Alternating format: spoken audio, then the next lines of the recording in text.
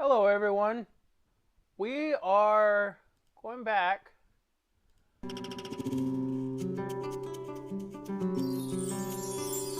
to playing Professor Layton in the Miracle Mask.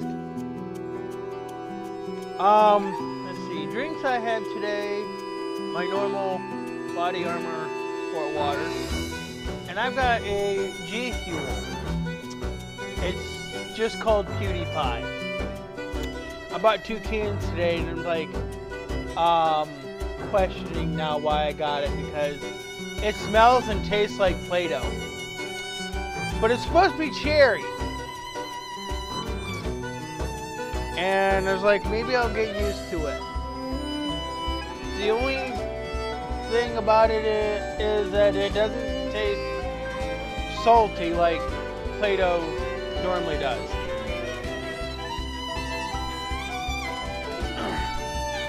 Alright, so let's open up the G Fuel.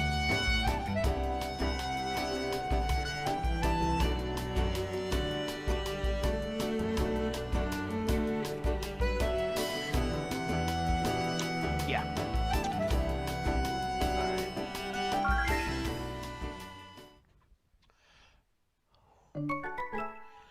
I think I'm pretty much halfway into this. Layton learns that Dalston owns a horse cart similar to the one thought to have been used by the masked gentleman. Layton, Emmy, and Luke head to the north end of town to investigate the racetrack.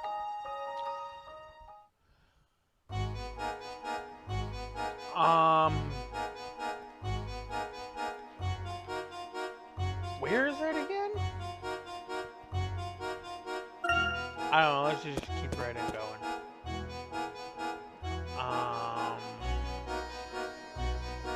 Alright.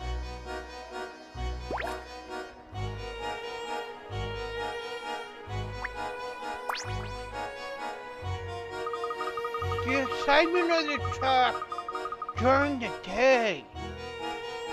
The drama of a mysterious, magical jet by night. This town has it all. So many great shows in one place. You know, the police have a suspect, right? So isn't the show over? Are you kidding? That's just part of the suspense. The masked gentleman is still out there. I know it. You just wait. You think the masked gentleman is going to make another appearance? Of course he is. And I'm going to see every one of his performances. Life is short. You gotta grab it by the horns, you know. No, I don't. You'll get it when you get older. Trust me. Come, Luke. We should go. Alright.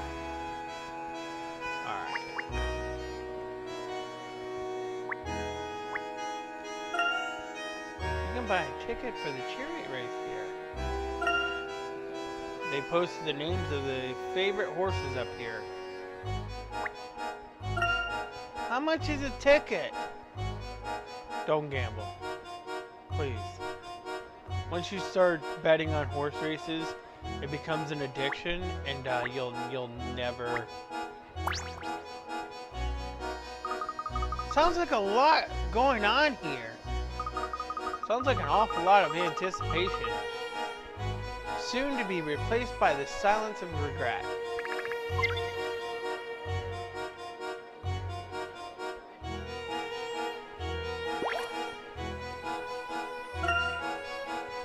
Dominating entrance to the racetrack.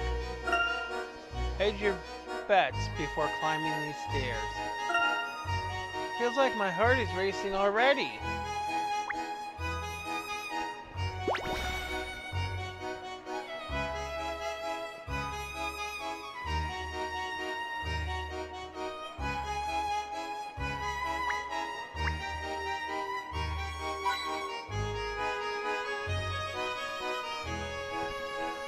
Oh, I didn't even grab my phone. Great.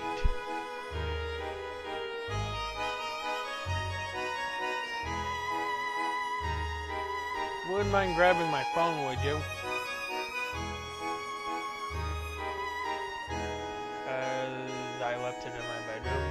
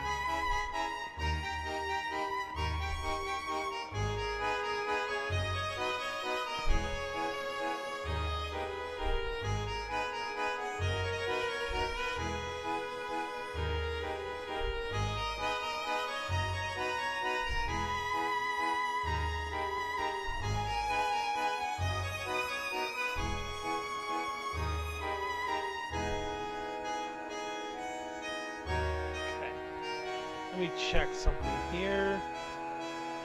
Should have puzzle index. How many puzzles do I have?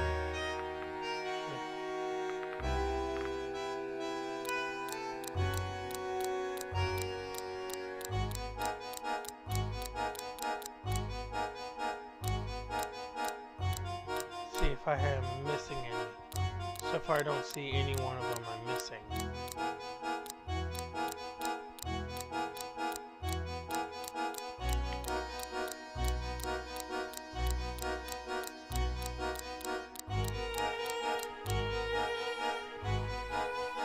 All the way to 73.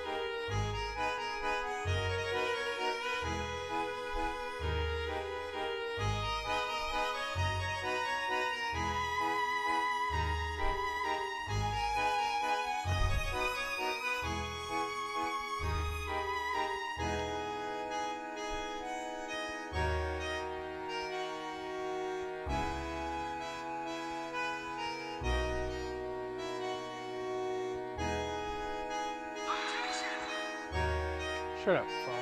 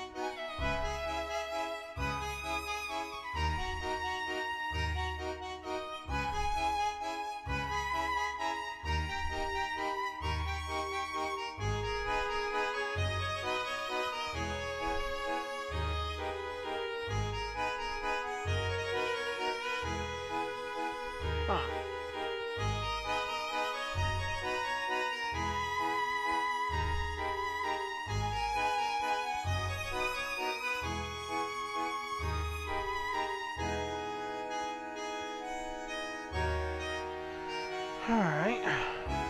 Okay. Go ahead and close that. Close that. Back up here.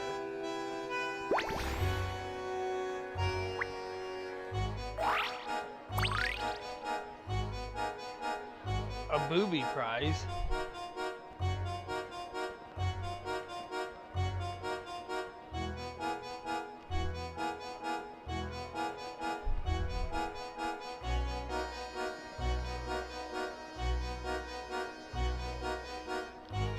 Alright. I did that. Back to the map. Let's go into here now.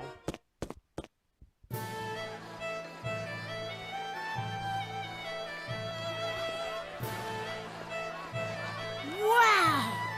Everybody's so excited! Looks like that will last for about another 15 seconds.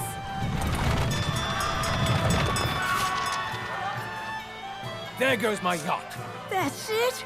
I would wager that he lost his bet.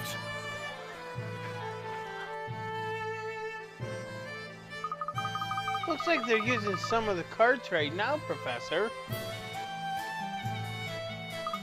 Yes, I'd like to find out where they keep the carts.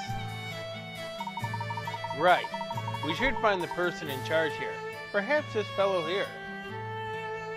Right. First of all, look at a few things.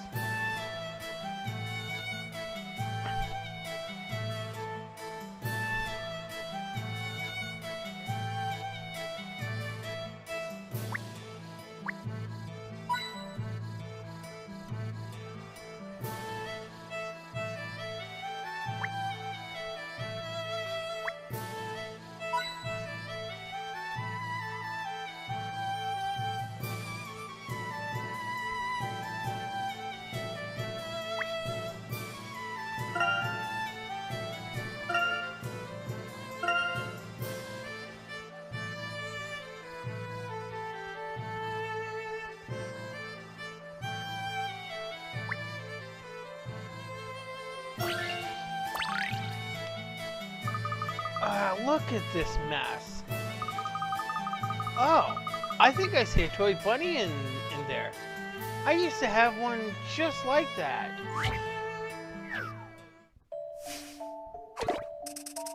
Oh boy.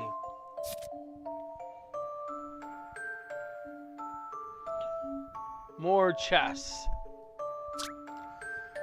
Those odd rabbit toys keep hopping back. There are 3 rules. The rabbits can only move by jumping horizontally, diagonally, or vertically over other rabbits. They can jump over any number of rabbits at once. A white rabbit will turn brown when jumped over and vice versa. Can you make all the rabbits here turn brown, following the rules given above? Alright.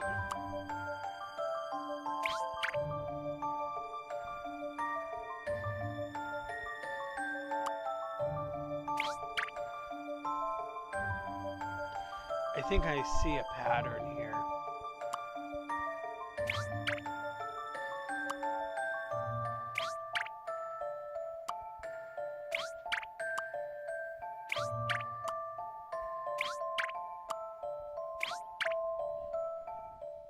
Please, allow me. Leave it to me, Professor.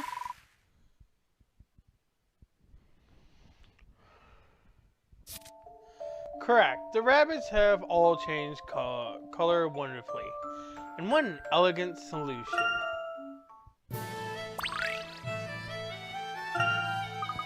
You really have a knack for anything dealing with animals, Luke. Well, they're my friends.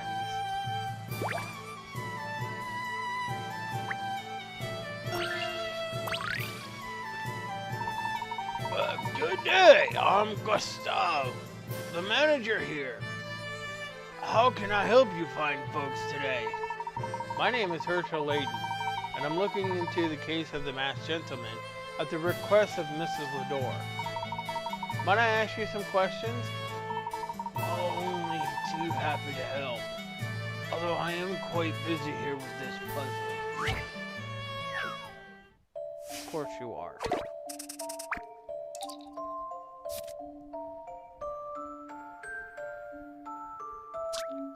One day, 4 people took part in a racing tournament.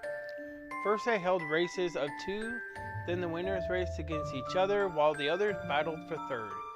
Can you work out the order based on the comments below? A. I won one race and lost another. B. I didn't make it to the final. C. I'm just glad I beat A. D. If only I hadn't lost to B. Alright, can you work out the order? Well, I think C is number 1. I'm pretty sure D. And if D lost to B, then B should be third.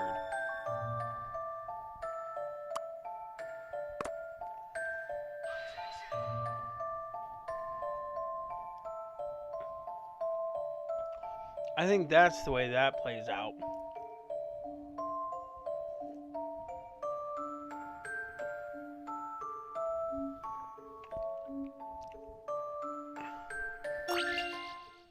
How about this? Puzzles are made to be solved. Correct. C came in first, A second, B third, and D came last. D didn't sound very happy about the result, did he?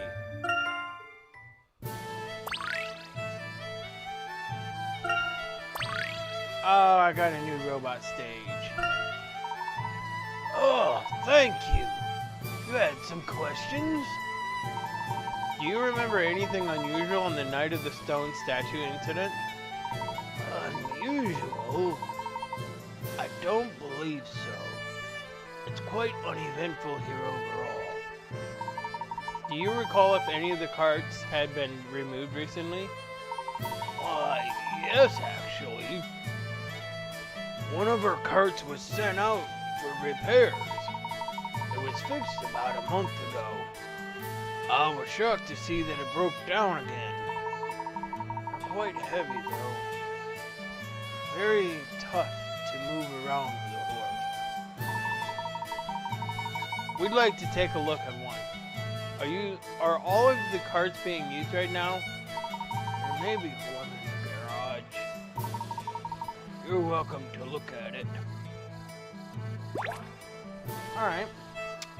Well, before I do that, there's going to be new entries here. The racetrack we went to investigate was bursting with spectators. I'd never before seen carriage races such as these. The carts seemed well equipped for a quick getaway.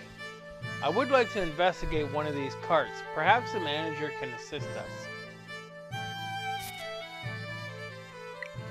The manager of the racetrack, Gustav, informed us that the cart we were looking for had been removed for maintenance just a few days prior to the stone statue incident.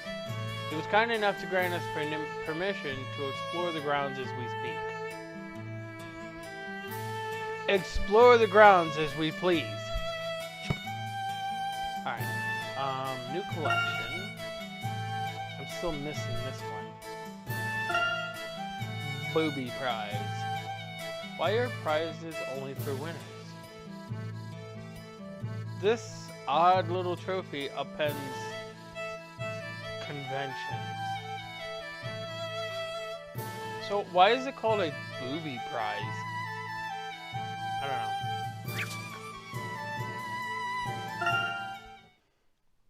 know. So we're doing this one.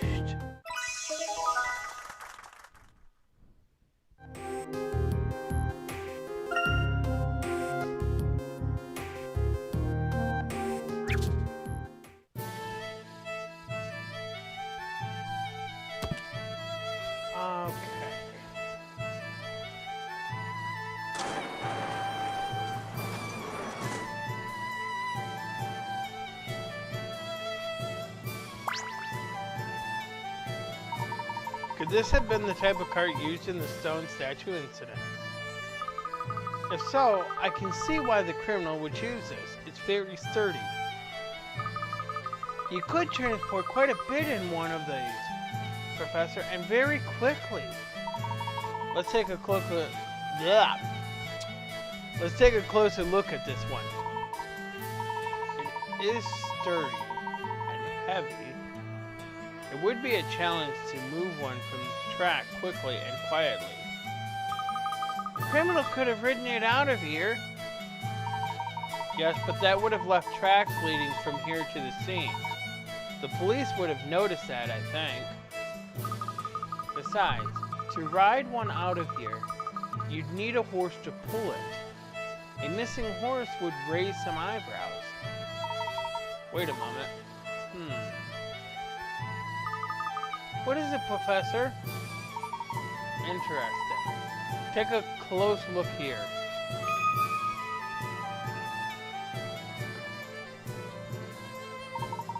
These bolts. With a few turns, one could easily disassemble this cart. No doubt these carts are much easier to transport when they're all in separate pieces. One could transport the pieces and later reassemble the cart.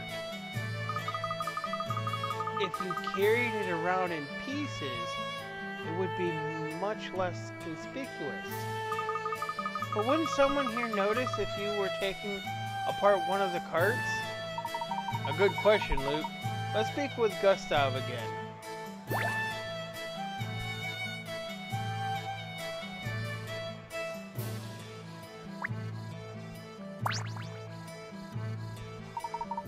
Gustav, what is the process for removing carts from the premises? You mean for repairs? Well, each cart would have to be signed out, and the repair order would need to be signed by the track owner, Mr. Lador. Would you like to see the repair records? Yes, if that would be alright. I don't see why not.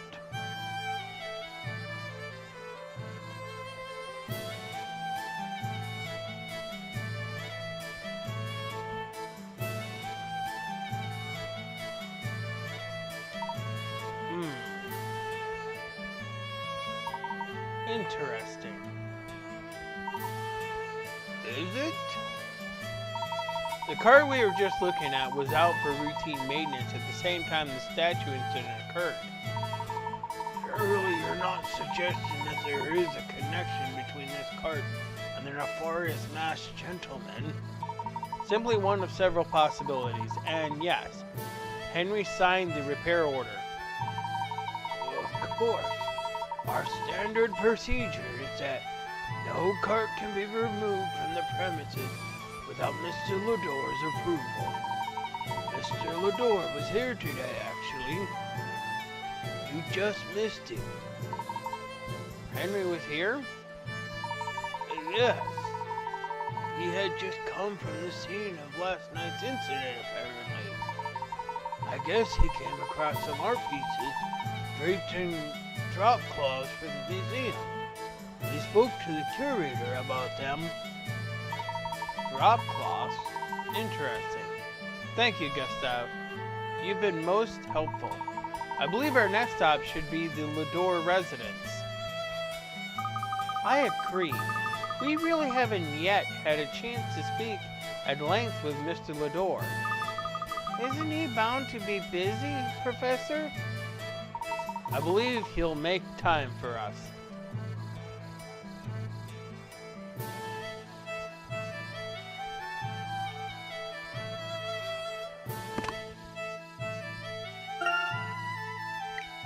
The racing carts appear to be sturdily built and capable of transporting large freight. Quite interesting is the fact that each cart can be deconstructed by removing a few bolts, which would allow them to be transported easily.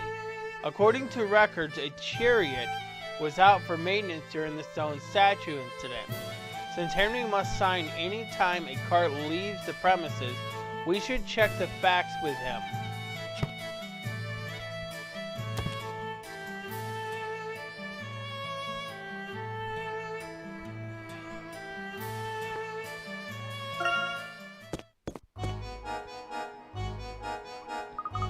One of those carts being out for repairs during the statue incident can't be a coincidence. Without evidence one way or the other, we must consider all possibilities. I believe you're both correct. At least now we know the truth behind the levitation incident. Yes, Gustav was very helpful when... Wait, the truth behind the levitation incident? He meant the statue incident, Luke. Didn't you, Professor? Haha, no. I mean the levitation incident. I'll explain later. Right now, we need to speak with Henry. Right. I hope Mr. Lador is there. I have a feeling he may be waiting for us.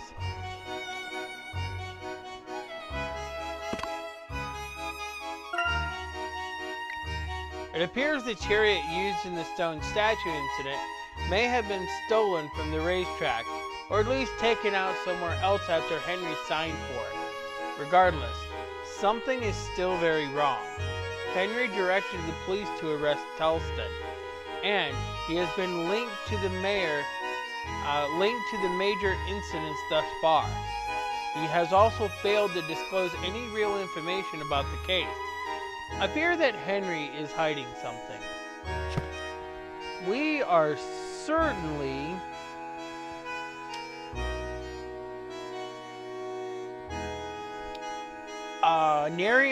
narrowing down everything. Hey, Phoenix.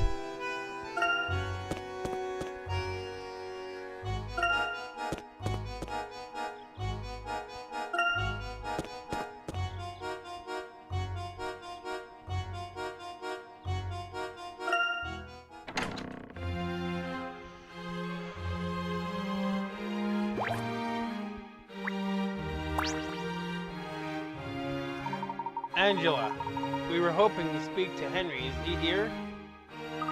Yes, of course. Please have a seat in the parlor. I'll tell Henry you want to see me. Thank you, Angela.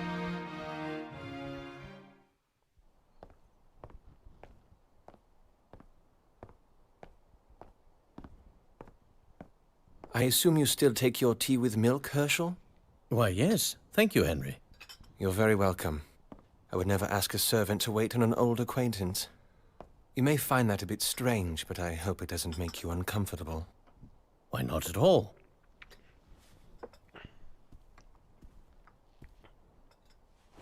I must say, Henry, the success and fame you've achieved here in town is quite astounding. I wouldn't call myself successful. I've just been very lucky.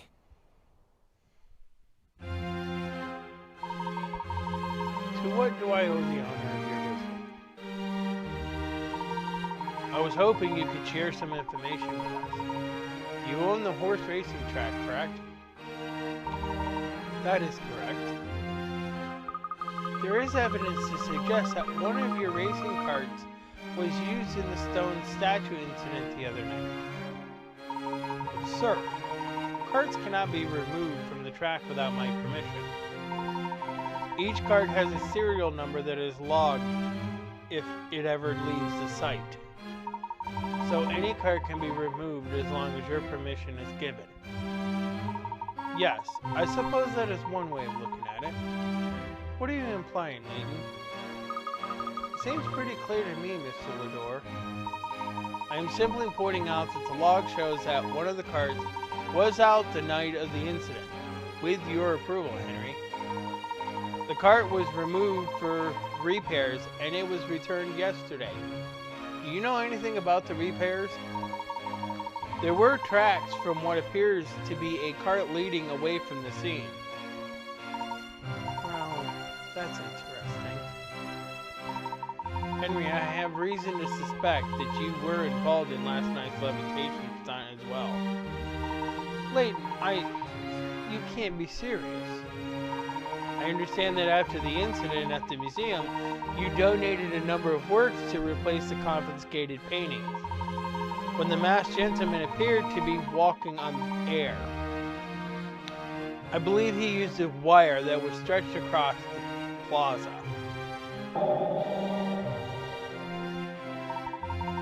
That wire must have been attached to something at the gallery. Yes, and you could have had some very large, heavy donations put at the top of the gallery so that the wire would be stable. You have absolutely no evidence to support this nonsense, Layton.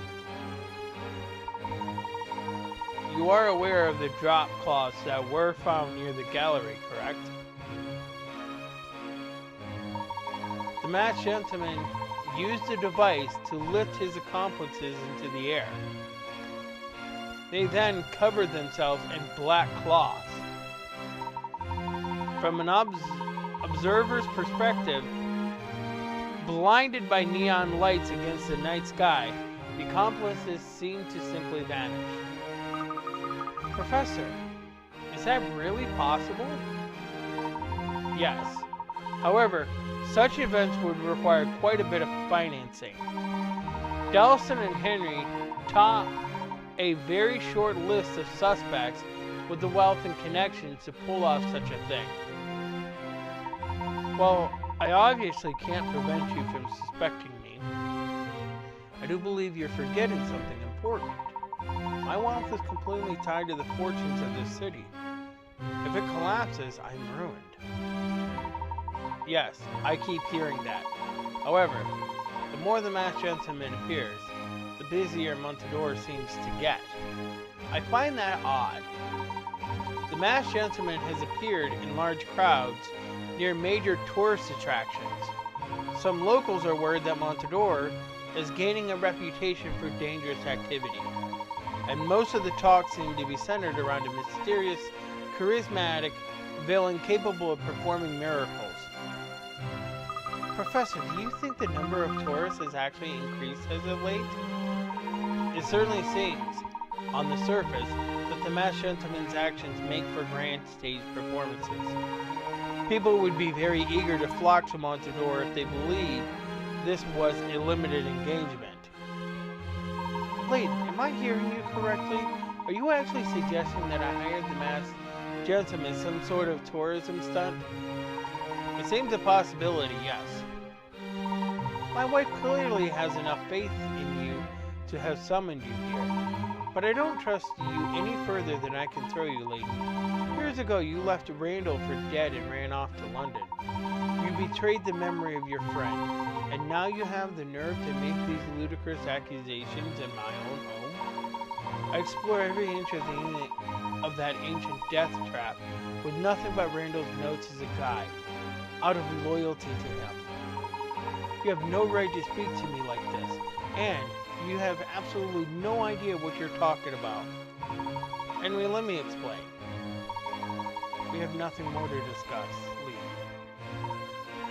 Very well, we shall. But please hear me out about one more thing. It's crucial for the future of your city. Alphonse Dalston is not the criminal, and it's quite likely that the masked gentleman will appear again tonight. If you're telling the truth, then I hope to see you tonight as well. Perhaps then we can unravel this mystery together. I have nothing more to say to you. Angela, please escort our guests out. Henry.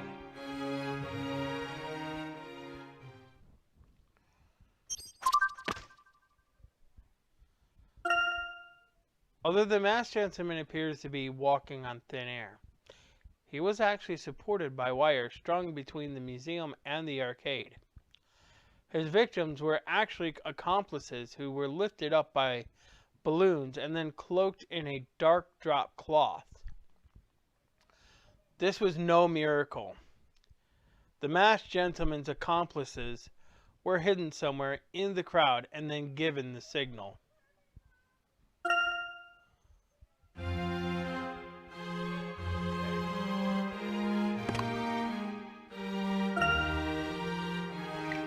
I shared my suspicions with Henry today over tea. Even if he is not the mastermind, given his close ties with every incident to date, I had hopes he would offer up some useful information. Unfortunately, he abstainedly refused to tell me anything. I only hope I can get through to him before it's too late.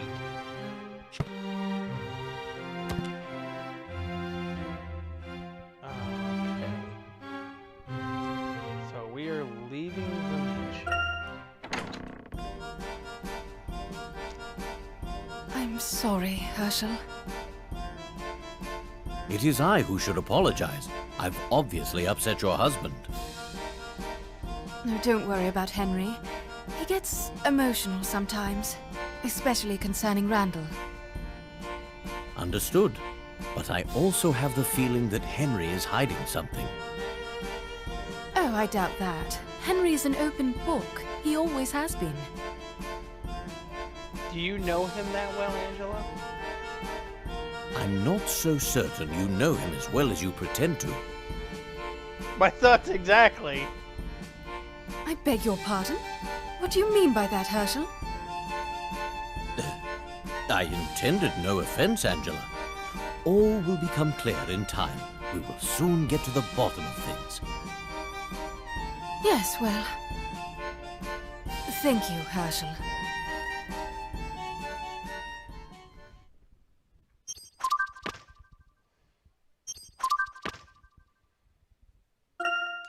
Henry is clearly hiding something which he will not, or cannot tell us. What could his secret be? None of the carts may be repaired without Henry's permission. Angela's been acting strangely. She may be hiding something. Could her odd behavior be somehow related to the masked gentleman? It has been many years since I last spent any time with Angela. She seems to be quite a changed person.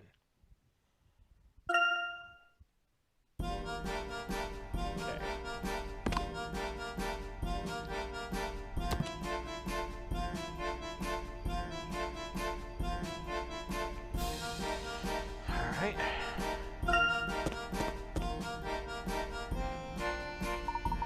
Professor Layton!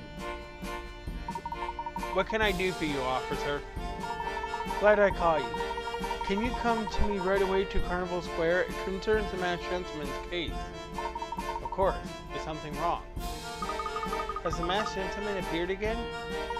I don't know, sir. No, ma'am. The investigating officer on the scene said he needs to speak with you, that's all. This case seems to be growing more complicated by the second. Indeed. Lead the way, officer. I'll take you directly to the officer who requested you. A lot of people have trouble telling us apart. You must be there. Yes, that must be it. If you'll follow me, please.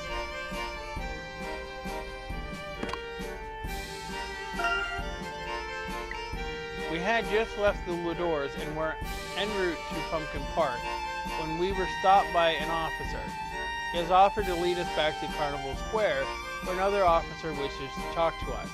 We are headed there presently, as any piece of information about the masked gentleman, no matter how small, may turn out to be crucial.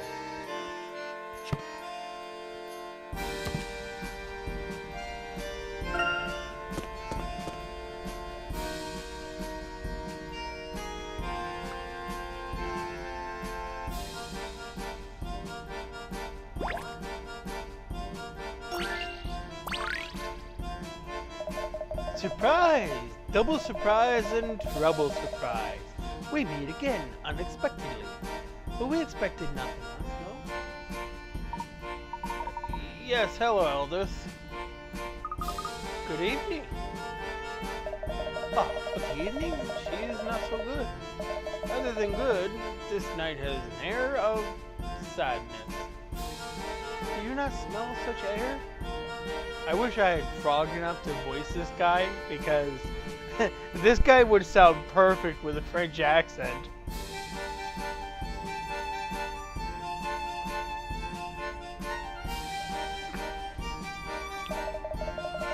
But that air tears lifts a bit now that I have run into you. The deepest part of my heart is now warm. And I'm glad we could be of help.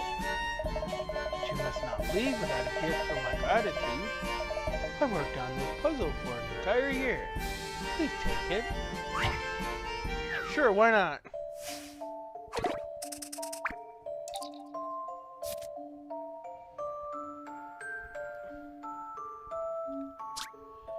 You have 2 wooden crates without lids. All the inside dimensions of both crates, length, width, height, are 30 centimeters. You also have numerous boxes with a length and width of 20 centimeters and a height of 10 centimeters. You want to pack as many of these into the crates at once as possible. If you use both crates, what's the maximum number of boxes that you can fit at once? There mustn't be any part of the boxes sticking out of the crates.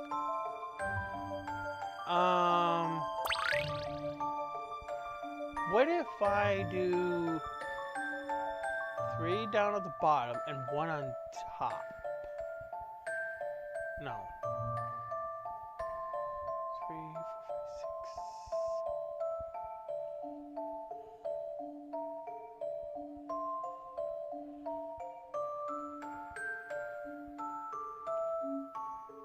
6. These boxes are 30 around. How many?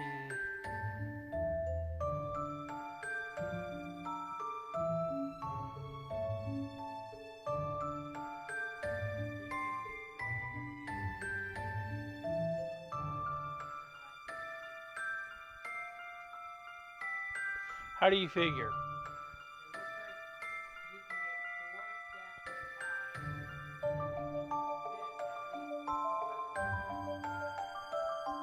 Okay, well they're 30 all around.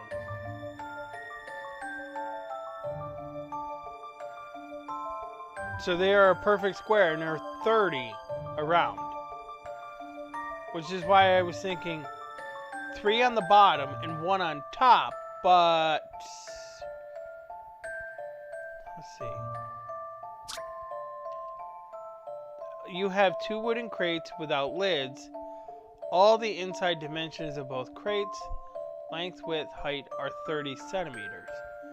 You also have numerous boxes with a length and width of 20 centimeters and 10 centimeters of height.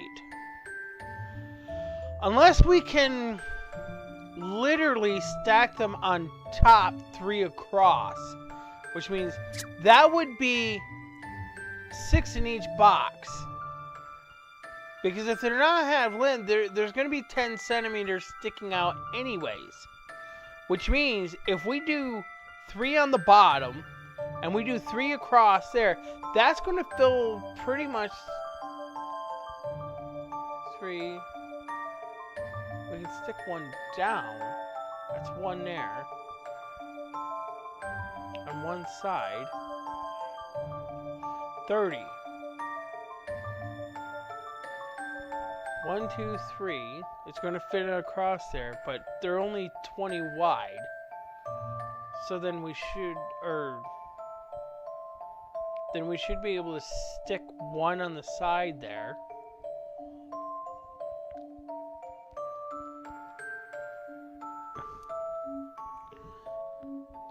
That's only going to be 10.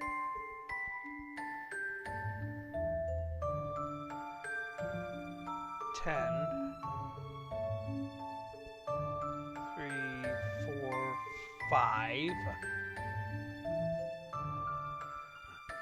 on top. We could essentially slide another 1 on top. But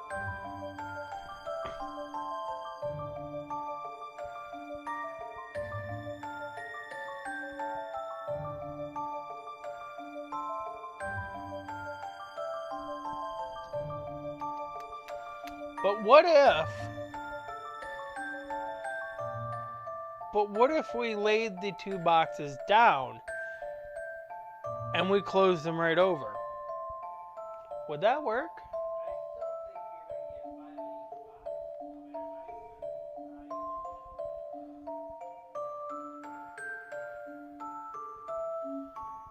I'm thinking that's right.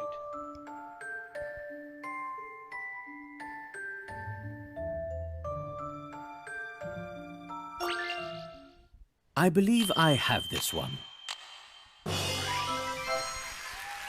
Solving puzzles is truly a pleasure.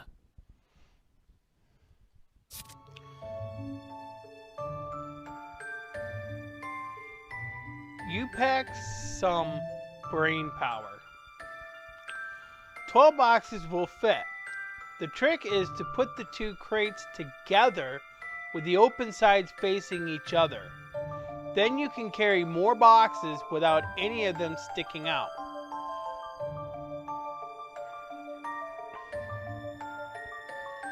I just mentioned that, remember. So if you can get if you can lay 3 down, which is what they have here, you laid 3 down on the bottom of the boxes, and you put 1 around here on each side. So right now that's already 5. But then there's 10 up at the top that we could put in there, and there you go. That's 2 extra ones, so that would be 12 boxes. Hello, Sprocket! Are you ready to solve some puzzles? This is the Layton I expect. He of the intellect that slices through a puzzle like a hot comb through a pompadour. You're too kind, Eldest. Your humility is endearing, but with me unnecessary. I know the skilled master that lurks beneath that top hat. You have brightened my evening. Am I sure you will be brightening my day again? Adios. Is it too late for me to say that Eldest kind of weirds me out?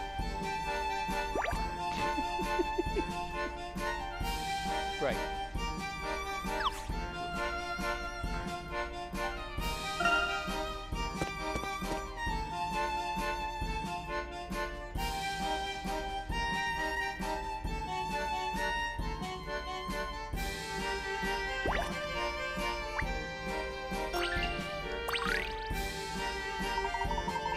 Wait, I smell something. It's a citizen in distress. Are you Spider-Man now?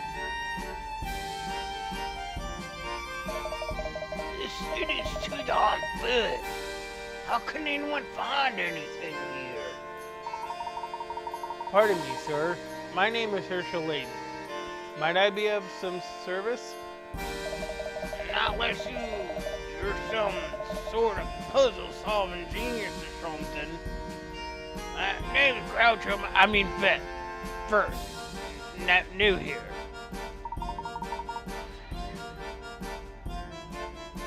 What seems to be the trouble? Lots of things. My feet hurt, my face is sweaty, my face is covered in hair, but maybe you can help me with this map. It makes absolutely no sense.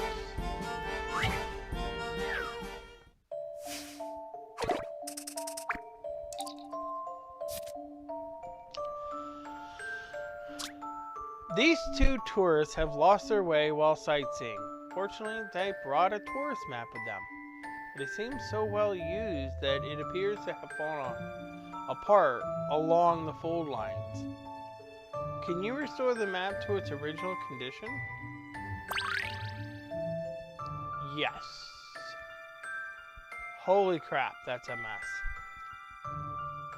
Alright, well first of all, let's kind of just build this puzzle up in a way I think it's going to be built. No.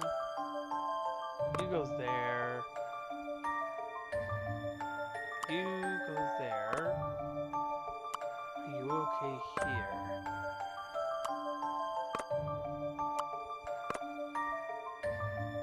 You don't look like you go there. So maybe you go here? That looks starting to look good. That's not so great.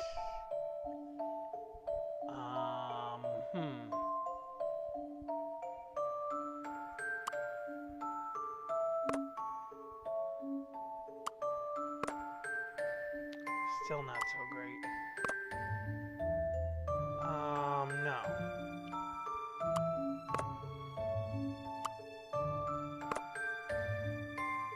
Okay, well that looks a lot better.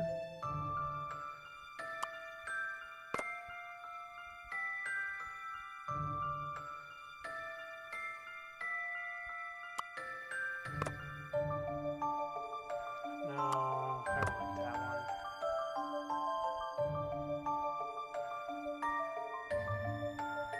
I don't like how this goes together. This is... Okay. Let's do this here and see if we're getting something here.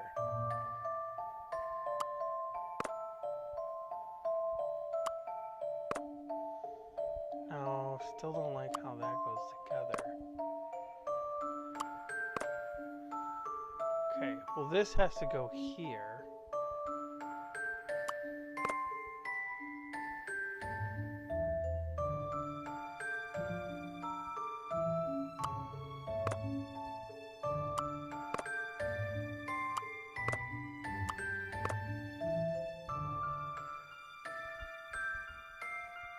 Perhaps that is correct. I still don't like how that goes together like that. Okay. So let's do this.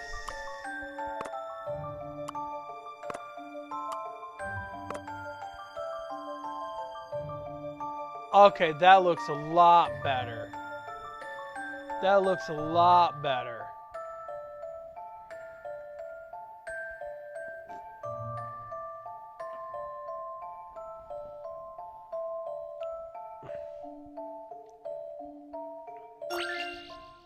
Don't keep me in suspense. There is no puzzle without a solution. Well done. Now they can get where they're going.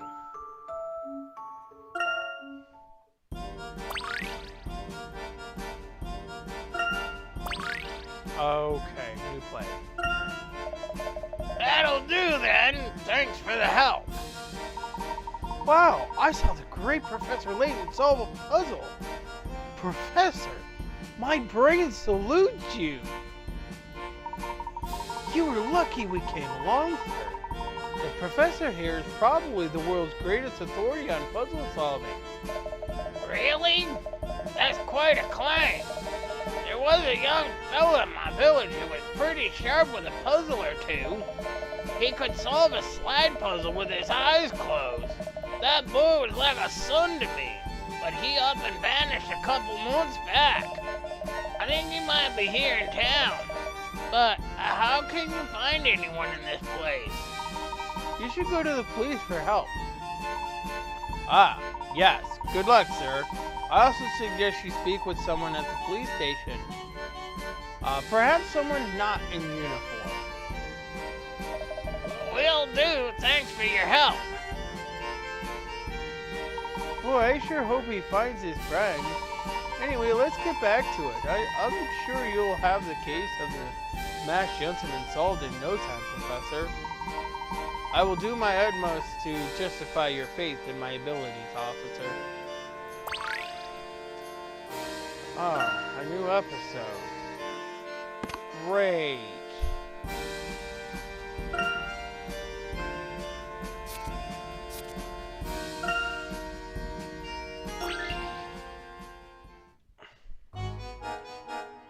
Oh, how is anybody supposed to find anything in this town? This place is so busy I can barely see straight. Good morning, sir. Are you looking to head into town? This area is rather quiet. There are only houses here. Oh, right. Quite a lively residential area, if you ask me. I'm looking for a friend of mine. Good luck with that. With all the visitors coming and going around here, it might be tough to find somebody. Does your friend know you're looking for him? Nah, I just came over the desert from Craggy Dale. Goodness, you came all that way? Your friend must be very dear to you. Well, I've been looking after the boy for nearly 18 years now.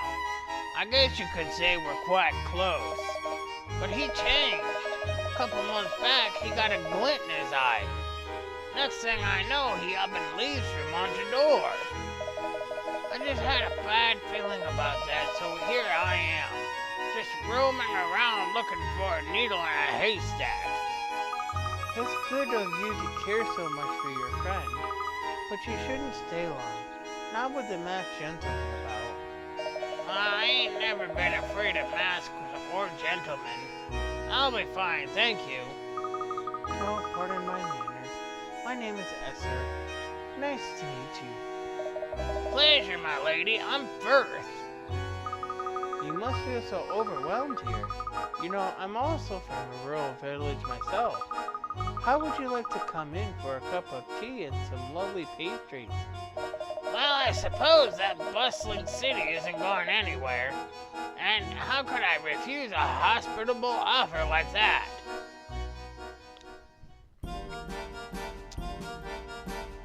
Alright. We're gonna do the new rabbit. Come on, Bugs.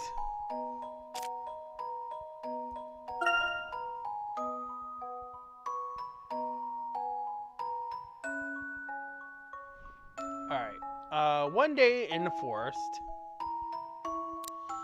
Bunny was hopping through the trees when he bumped into the bear, who looked like he was in pain. So we're going to...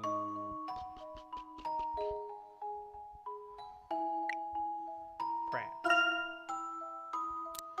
Bunny was afraid of the bear, but he plucked up the courage to talk to him.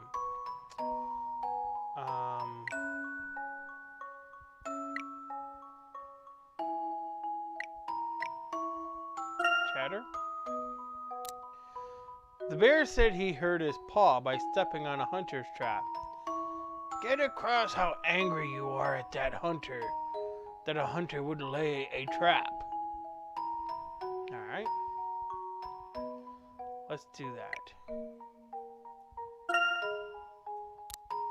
Bunny wanted to help and went to talk to the owl. The owl was the wisest of all his friends in the forest. No.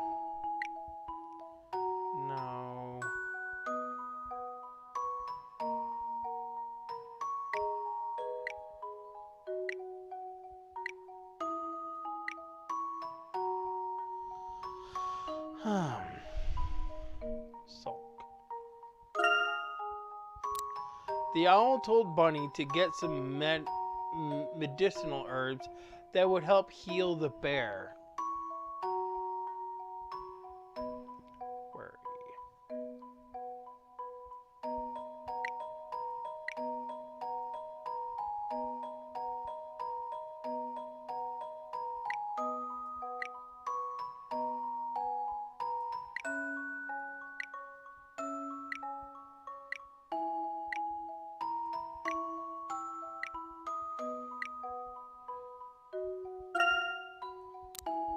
Bunny hurried to fetch the herbs and took them to the bear. You're searching hard for herbs to help the poor bear. Let me feel it. Okay. I'll do just that.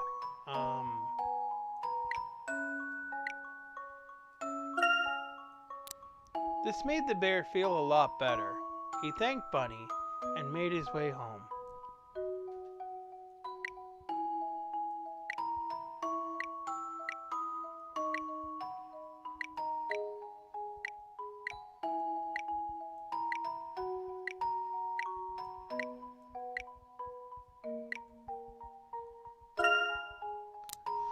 Then, some days later,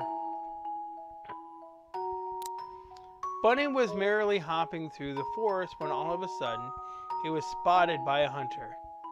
You've just seen a hunter. How surprised do you feel?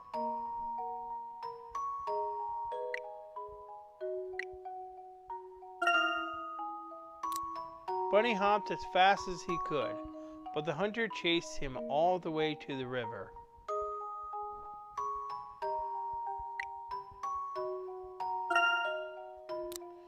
But Bunny couldn't swim. He thought he was done for.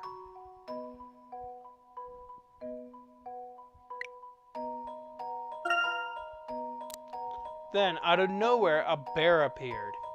He knocked Bunny out of harm's way, then roared and scared off the hunter. How did the bear move you? Make the audience laugh here.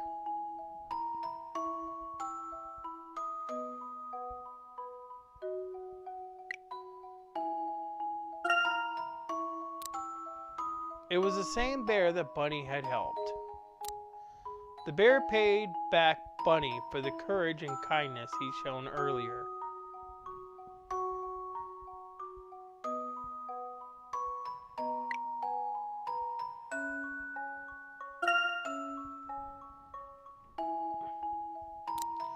They've been friends ever since.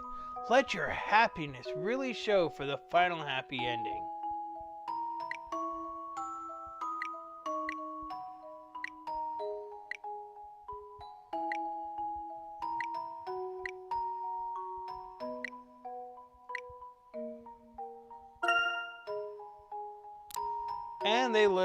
And they all lived happily ever after.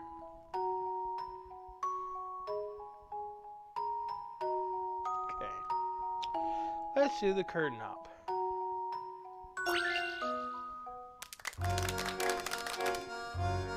Come a long way, as have the demands of the script.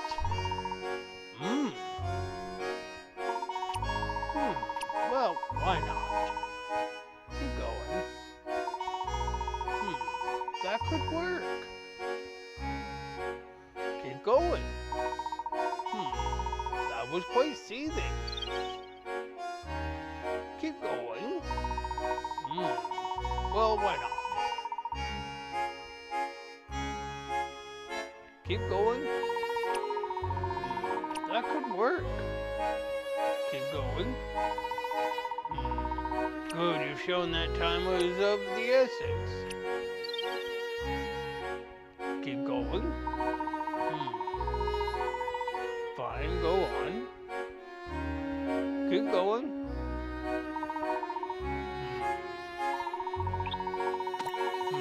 Even I was shocked. Keep going. That could work. Keep going. Well, why not? Keep going. I see, you really thought about that one. Keep going.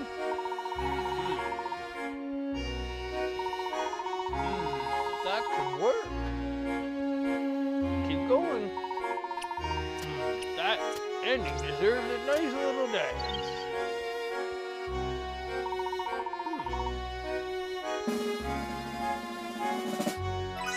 Your performance was absolutely hair-raising.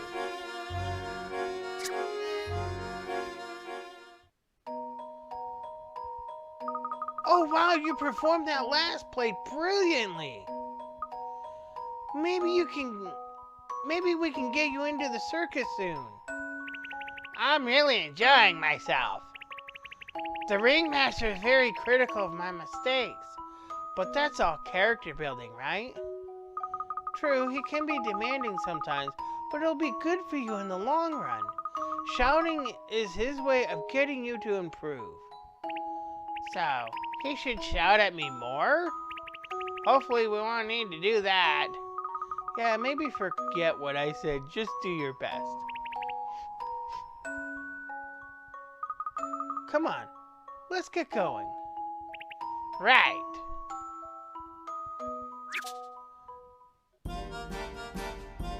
Well, that's Knick-Knack Alley. 3 clowns.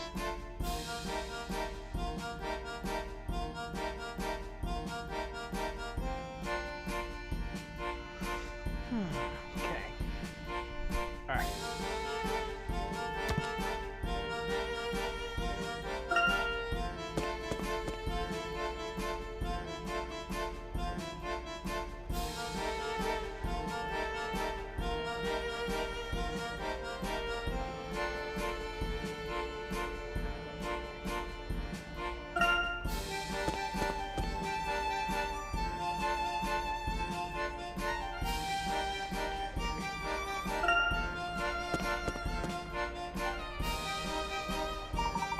Huh? That's weird. He said he'd be here. I don't see any other officers. Let's look around a bit more.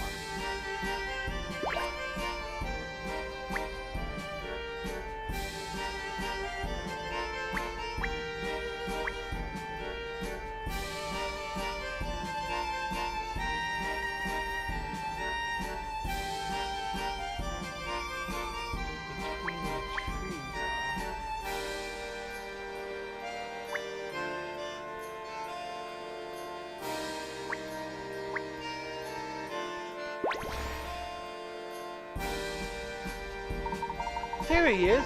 That's the officer who wanted to speak with you. Officer, I've got the professor here. Good work, officer.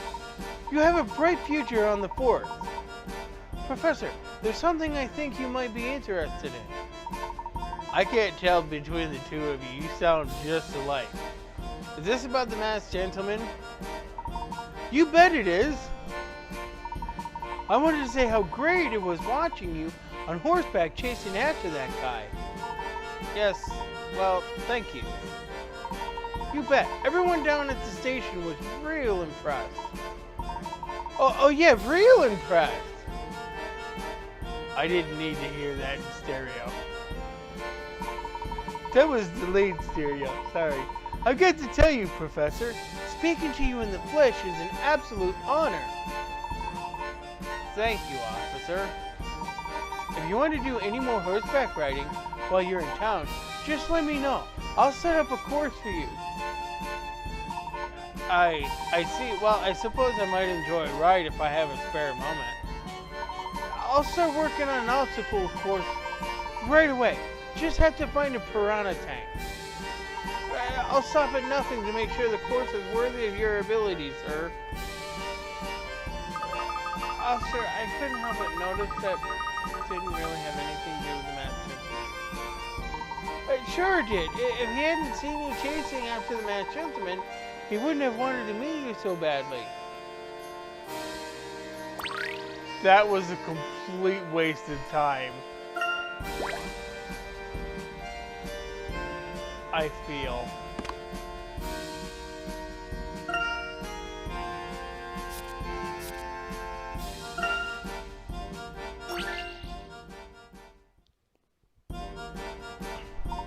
I've come up empty so far. You find anything yet? Nothing to report on my end. You? Me? I told you I've seen nothing. I was asking about you. I just told you, nothing here for me. Oh, you sound as hopeless as the inspector from Scotland Yard. You mean that Grosky? I like him. Do you think that chest hair is regulation? What's going on here? What are you two layabouts doing? Is it your place to talk about the fallacies of your superior officer? No, of course not, sir. My apologies, sir. Why is there three of us? Don't sir me. We're all the same rank. Of course.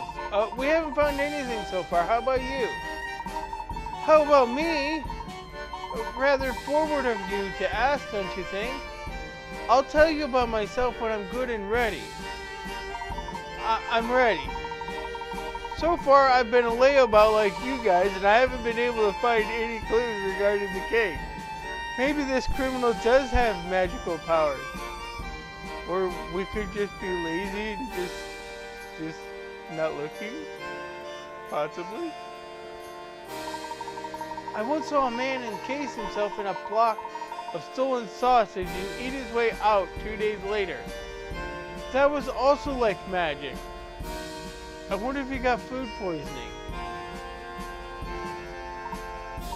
Well, I can't imagine it was too hard to catch the man after that. I remember we questioned him thoroughly afterwards. He smelled delicious. Did you see the chap with the top hat? Bloom says he's some sort of investigative genius. A civilian investigative genius. I'm not too sure about bringing civilians into this. I thought that too, but then I remembered that we're not making much headway on our own. If you ask me, I don't trust that Bloom. I don't even trust myself. Speak of the devil, here he comes. Quick, look busy, investigate. Salute something.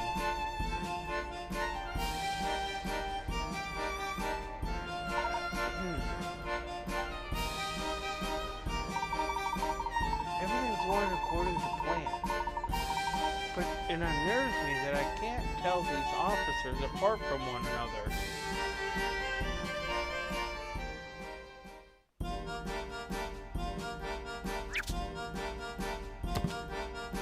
Did I do a good job making sure that we couldn't tell apart from any one of the officers, including their voices?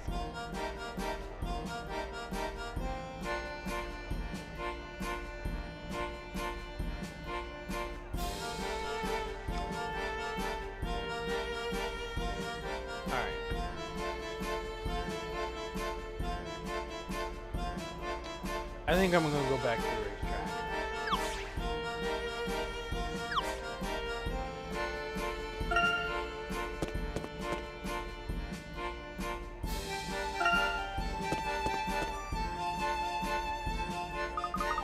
Don't look now, but here comes Maddie. That woman certainly is in a rush. Did you hear? Something's going on at the Scorpion. I bet he's at the casino. Gotta go, I can't miss the masked gentleman. His next show might sell out. What do you think, Professor? Should we investigate the casino? The last warning did not mention the casino, but anything is possible. As an officer of the law, as well as an excitable citizen, I am obligated to check out the casino based on a rumor. It has been an honor, Professor. Ma'am, small male child. If I remember the map, the casino is near the merchant district. Let's head that way.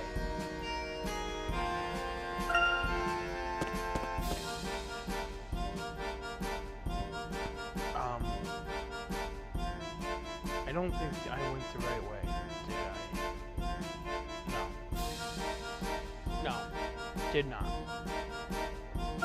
Let's go this way. Hold on.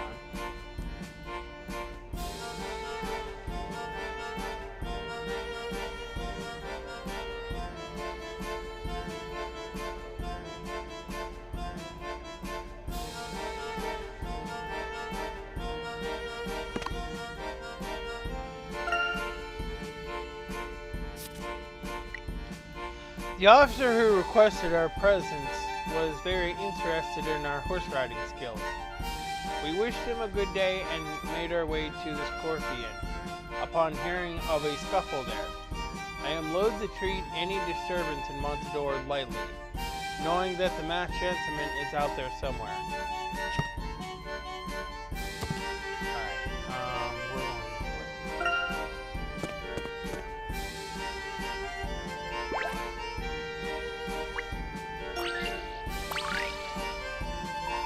Good evening, good evening. Did I wish you a good evening? You did, and the same to you. Yes, but is it one? Or do we just perceive it to be one? With all the colors and lights, it's difficult to see the truth.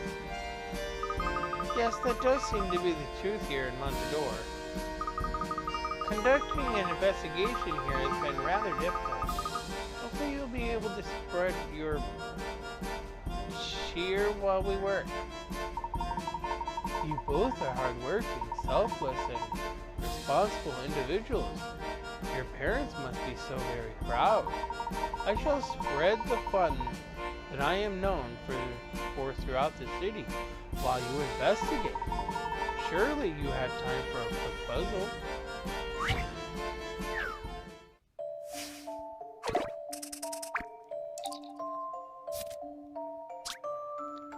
Three clowns are chatting about their shared pieces of equipment.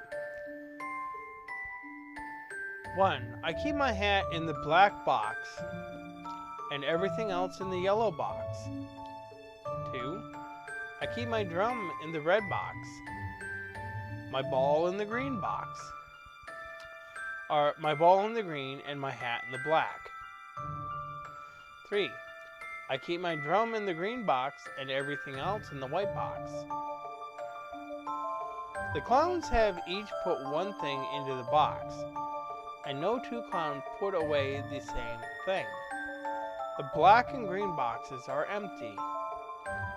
Which box contains a ball?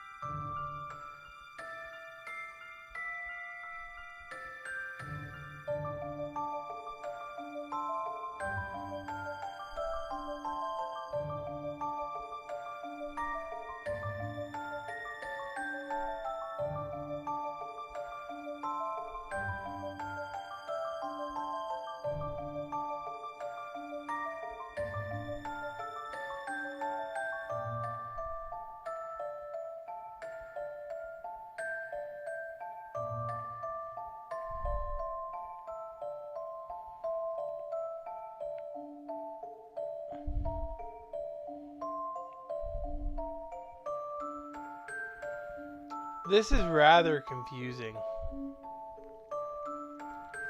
because the black one and the green boxes are both empty. 3 put their hat in the white box. And apparently there was supposed to be a drum in the green box, but it's empty. So where's the ball? There's also supposed to be a drum in the red box too. So there has to at least be one item in each box, which means there's a hat they mentioned that was supposed to be in the black one, but it's empty, and 3 put a hat in the white box. 2 said they put their,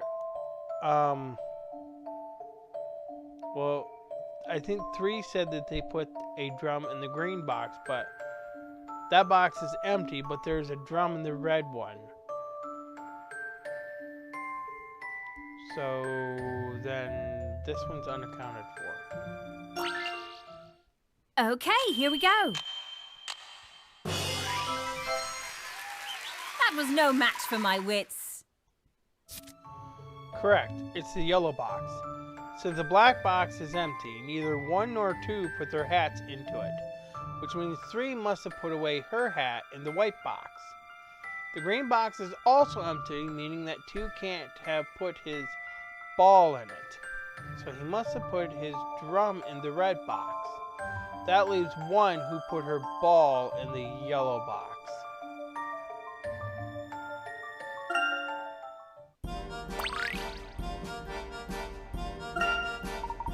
How was it? Was it fun? Was it fun? It was. Thanks, Juggles. With all the chaos lately, I've had to work extra hard to make people smile. I'm not sure if it's working. Juggles, it's working. I promise.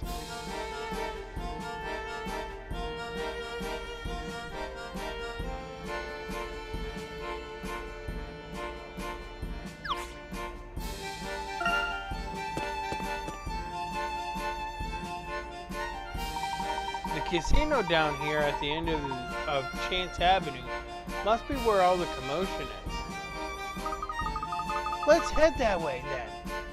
We have no time to lose.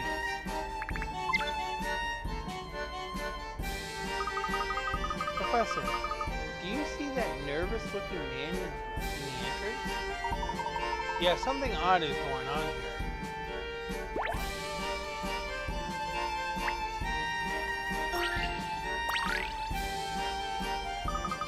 Oh no. How could this happen? What can I do? Are my shoes untied? No, I'm going over. Wait, no. Still over. Maybe we should just move on, Professor.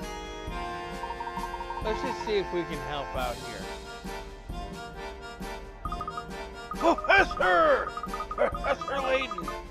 Oh, am I glad to see you. I've been looking all over town for you. It is you, right? Okay, so I'm the accountant. You've heard of me, right? No? I'm the accountant for Dalston and the Doors.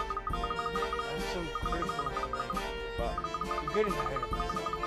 I should start with some background on Matador, yes? The city was founded by Henry Matador, but a big part of his expansion came from his competition with Alphonse Dalston. But since Dalston's arrest, his businesses are taking a hit. Quite a hit. Hi, my name's Murphy, by the way, sorry. Good to meet you, Murphy. Are you saying Dalston's businesses are in trouble? Yes! That's what I said, isn't it? Well, that's what I meant to say, but why can't everyone have numbers in their blood? Look at it. Hello, Elizabeth. We're actually doing fine.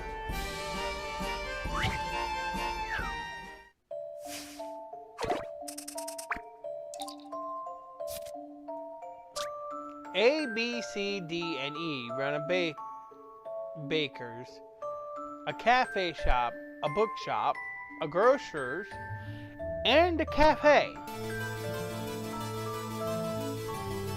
Thanks for the subscription.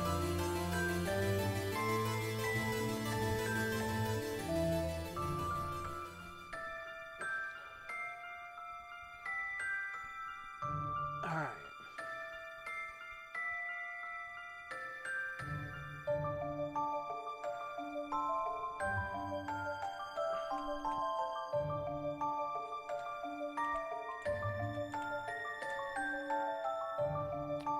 Elizabeth Padilla.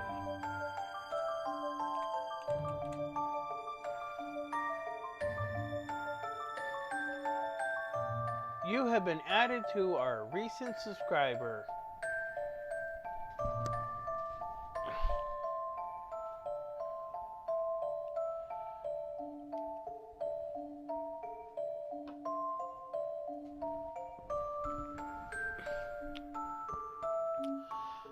A.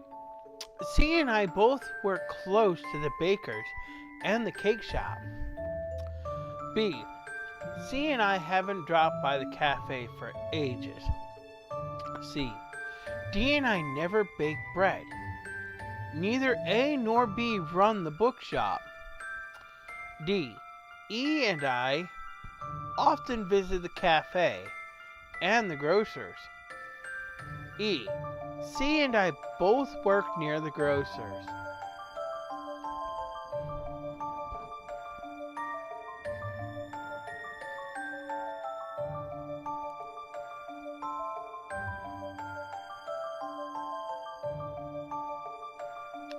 Be the only best? Well, I appreciate the compliment.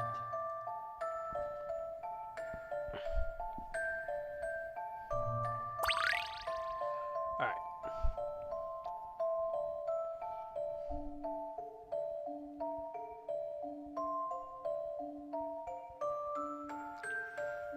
So, who did what? C and I both work close to the baker's and the cake shop. That's A. B, C and I haven't dropped by the cafe for ages. C, D and I never bake bread. Neither A nor B run the bookshop. D, E and I often visit the cafe and the grocers. And E, C and I both work near the grocers.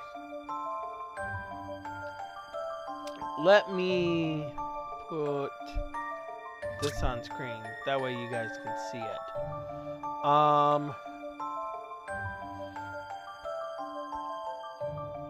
Can we figure out anybody's just by that alone?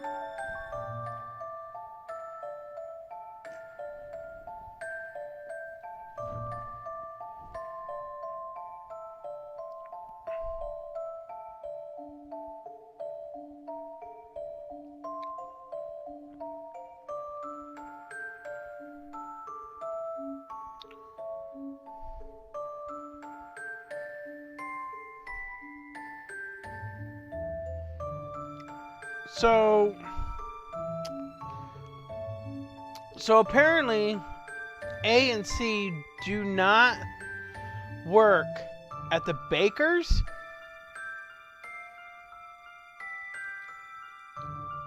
or the cake shop. So they don't work here.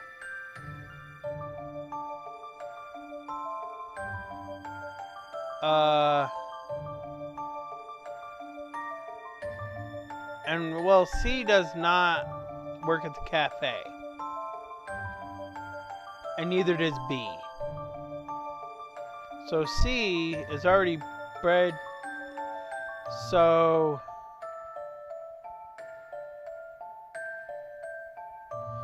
C and I'm gonna say C works at the bookstore.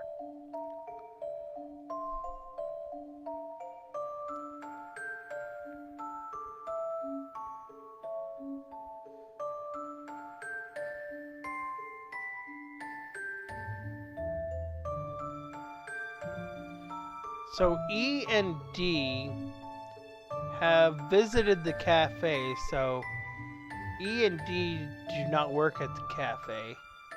And E doesn't work at the grocers.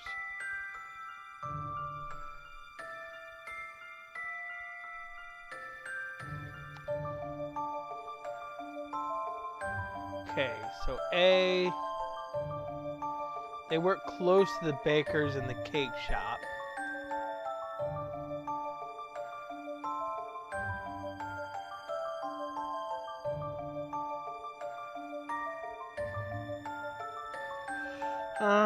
Let's see.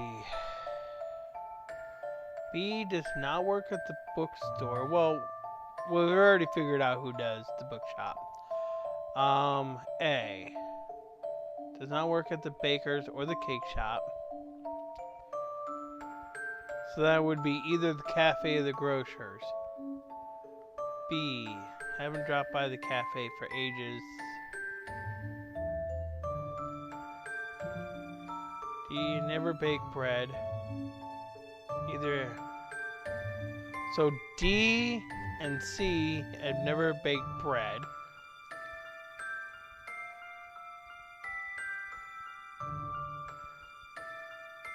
So D does the bakery.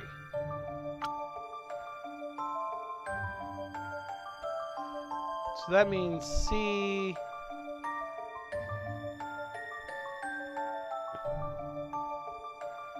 Either the cafe or the... What is E? C and I both work near the grocery, so I'm going to say they work at the cafe and they are the grocers.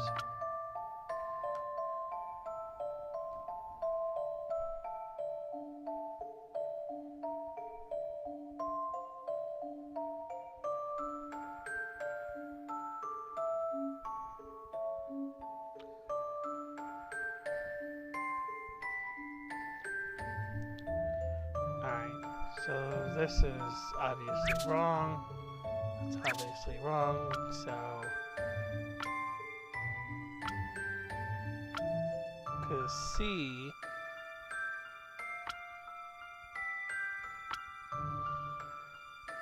That was so hard, I was trying to think.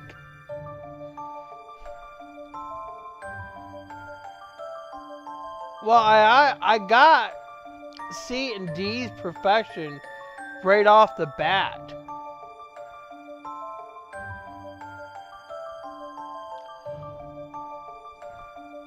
But it's kind of confusing how they have it set. C and I both work near the grocery shop.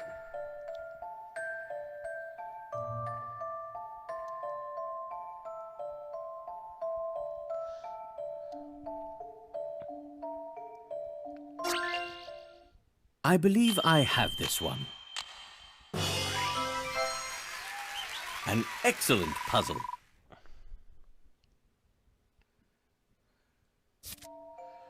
Correct. A runs the cafe, B the grocers, C the bookshop, D the cake shop, and E the bakers. By paying close attention, you can rule out E which jobs they don't do.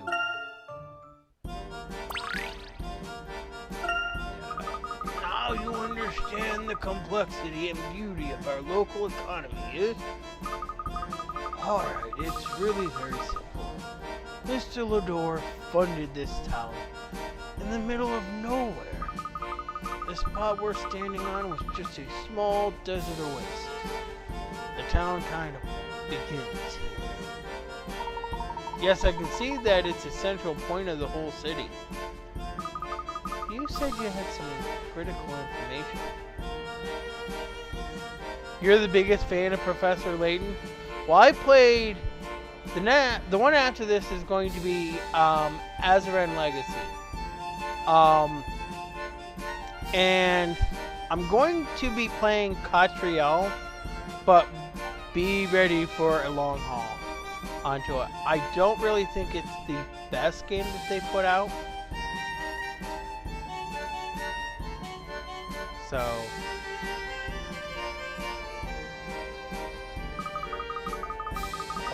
Quite. As I mentioned, I love my work. Did I mention that? Well, I do, even if I didn't. Yeah, anyways. So, when Mr. Dawson was arrested, his business took a nosedive. More than a nosedive, really. A whole face dive. See, without competition for Mr. Dawson, Mr. Lador can just kick back and still make a fortune. The problem here isn't social or physical damage, it's economic. And that's the worst of all types of damages. But don't Mr. Lador's businesses also suffer as the tourists are scared away? Yes, that would be true if it were true. But if it were true, the fact that tourists are pouring in to see the miracles would also be false. Why, just this month, Mr. Lador's overall net profits were up. Let's see, adjusted, city tax, carry the 2. Isn't that information confidential? Oh no. I've done it again. Yes, of course it's confidential. Wait, did I actually say anything? Let's just pretend that you never heard that last part. In fact, there never was a last part. Which may not actually be an untruth. I understand. I do. Are you saying that Delson's arrest was actually helped Henry? Yes. You do understand. I hope I didn't say too much. Did I say too much, or was it just enough? Professor, it seems that Mr. Lador has the motive and the opportunity. It certainly does, Emmy.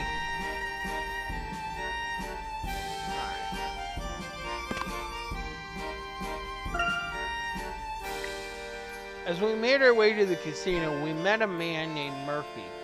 He says he is the accountant for both Dalston and Henry. Murphy claims the masked gentleman's acts are bearing quite a profit for Henry. This is definitely something to be concerned about.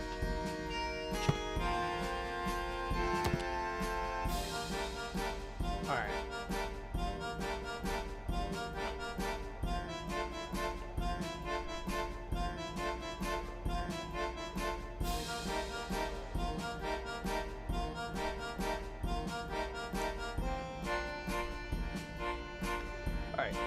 Let's go this way.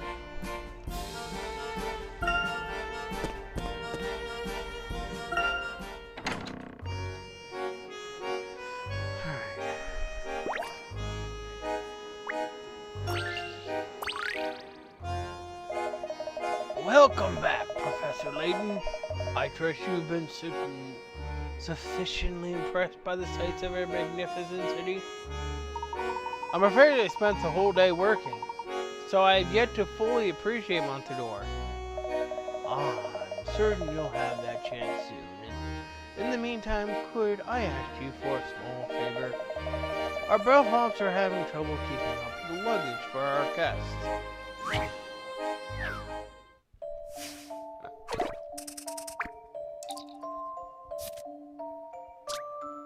Two porters have to carry 2 pieces of luggage of unknown weight. Each piece weighs a different amount, and they both weigh at least 10 pounds. Their total weight is 40 pounds or less. Each porter can carry up to 20 pounds at once, and they want to carry both pieces of luggage in one trip. How should they carry the luggage? Put the luggage in their hands and then ring the bell. Now, what was that now? Carry 2 pieces of luggage of unknown weight. Each piece weighs a different amount, and they both weigh at least 10 pounds. Their total weight is 40 pounds or less. Each porter can carry up to 20 pounds at once. Wow. That's a bit confusing.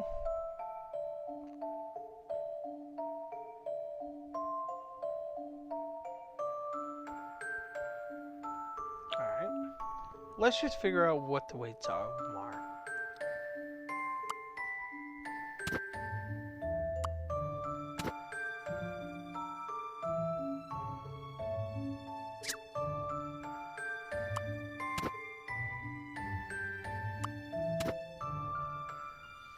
I guess I can't just figure out the weight.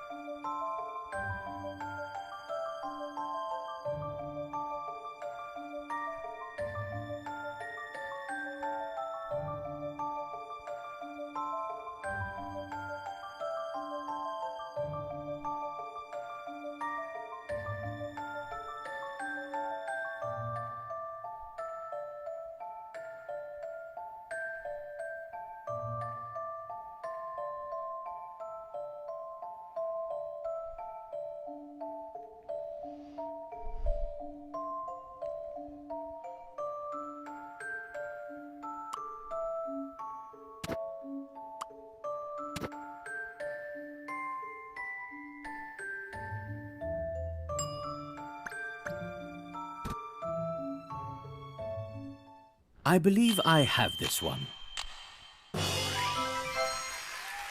An excellent puzzle.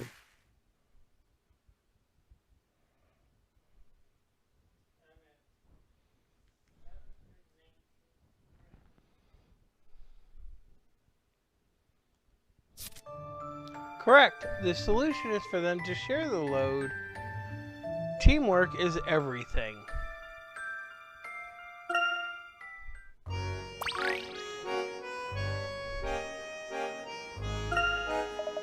We're lucky the incidents haven't hurt our business here.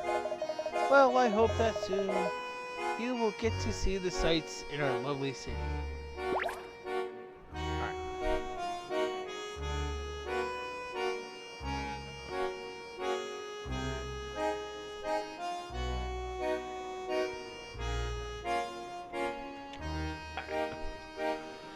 Now, let's go.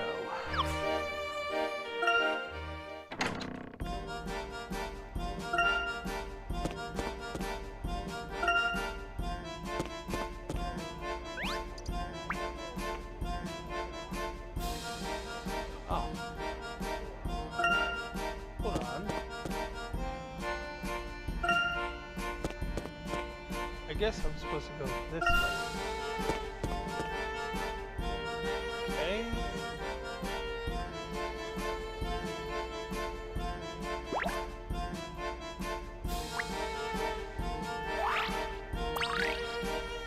Oh, a Dust Star, huh?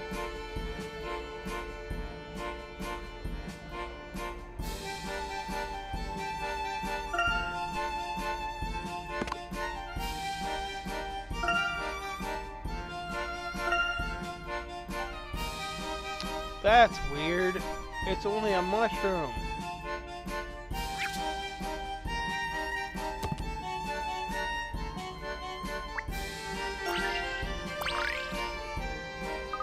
No one can resist a good festival. Not even you folks. Come on. Should someone your age be working without your parents present? What are you, nuts, guy? A grown man. I just look a lot younger than I am. Guess that's on my system at home. I'm in this little stall here. Need any art supplies? Come on, pal, buy some. Not at the moment, no. But you do have an impressive display here, I must say. Thanks. Care to see a project that one of my customers is working on?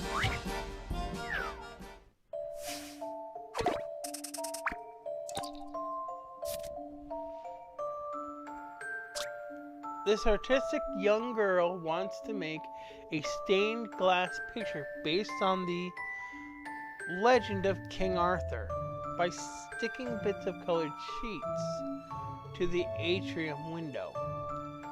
The sheets used for the sword are going to be yellow, but she wants to design the rest so that one of the other parts are the same color as any adjacent part. What is the minimum number of different colored sheets she will need, including the yellow sheet for the sword parts? Let's see.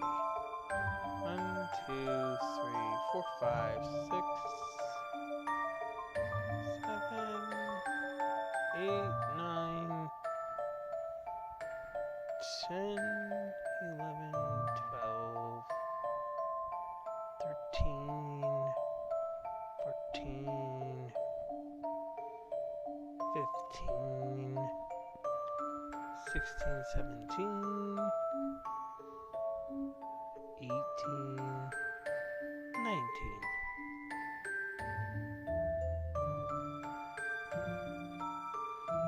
The girl will need a minimum of 3 different color sheets. Because there's going to be 3 different colors that she's going to need.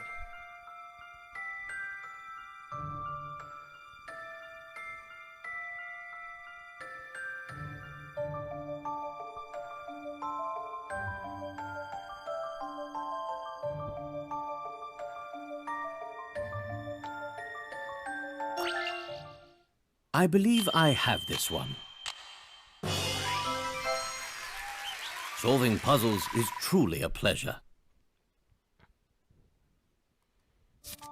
Correct. While you need 4 colors to avoid having any parts of the same color adjacent to each other, you only need to use 3 different color sheets and have the bare parts of the window be the 4th color.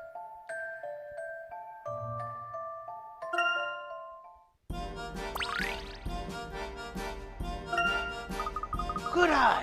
I'm going to steal that answer from my customer. But what am I doing monopolizing your time? Get out there and have fun. Alright. Guess I gotta go this way. Oh. There is a coin here that I missed.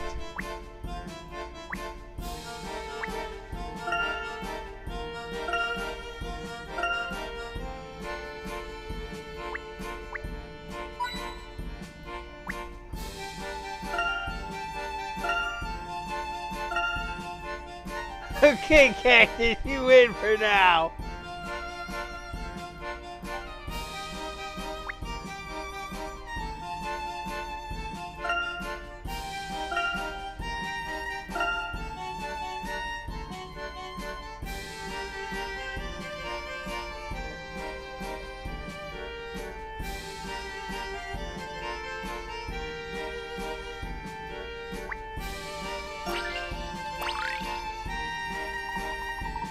only been a day since Mr. Dolson was arrested, and I'm already lost.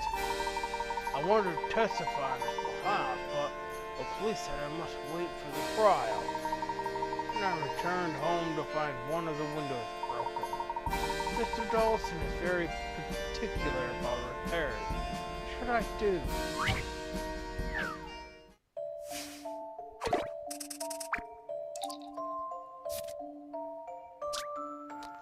Oh dear. Seems you've accidentally broken a window while playing near a grand manor. The lady of the house didn't lose her cool, but just told you this.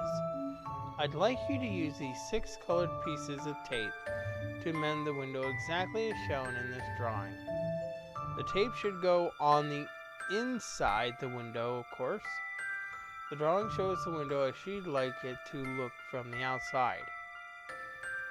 Can you apply the tape to the window so that she is satisfied? Well, I'm going to have to say that the first tape has to be the yellow one, obviously, and this one is going to be the second one I put up, and this one is the next one I put up. I'm going to have to put the orange one up. And now the red one. And now the blue one. That was kind of an easy puzzle to do. Now, does that look like the drawing?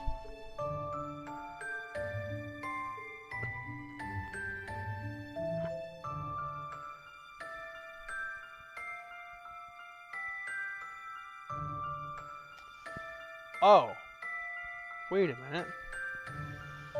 Guess what? I messed up. So the yellow one's got to be put on last, which means the blue one needs to go on first.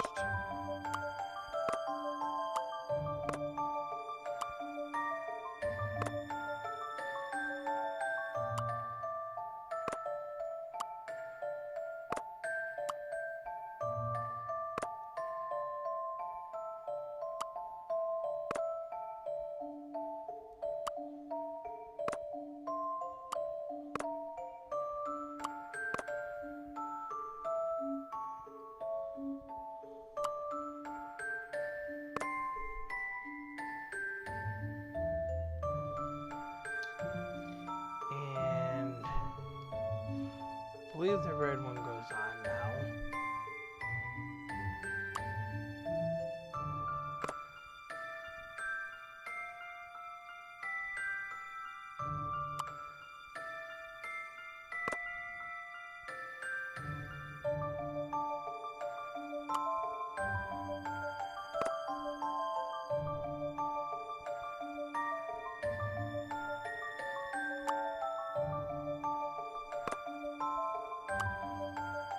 I had to do everything backwards.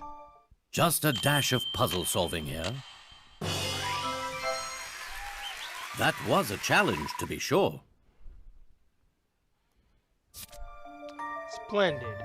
Since you're working from the inside, you need to start with the tape at the very front of the design and work towards the back. And, of course, you need to remember that the whole design will be mirrored too.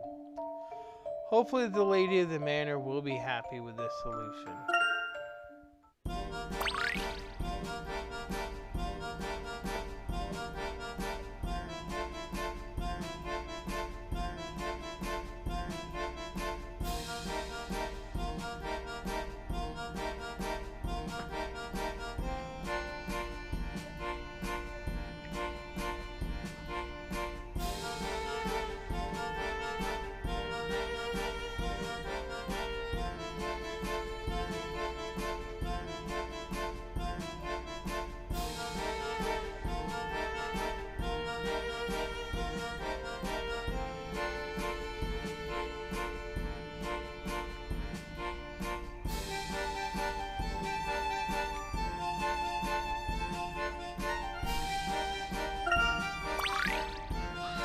Oh, I got a new toy. New stage for the toy robot. Oh, thank you. I must wait for Mr. Dalston's return. I assure you that we're doing everything in our power to find the real criminal. You don't have any information that may help us, do you? I wish I did. I know very little of the master Daily Cummings and Cohen. I knew he received advance warning from the last gentleman, though. I think it's that shifty Mr. Lador who is behind all this. Mr. Dalston is not popular around town, but he is a good man. How did you and Mr. Dalston first meet? I needed a job and Mr. Dalston hired me. During my years here, he has always treated me with dignity. I shudder to think what I will do if he goes to prison for this nasty business. Right.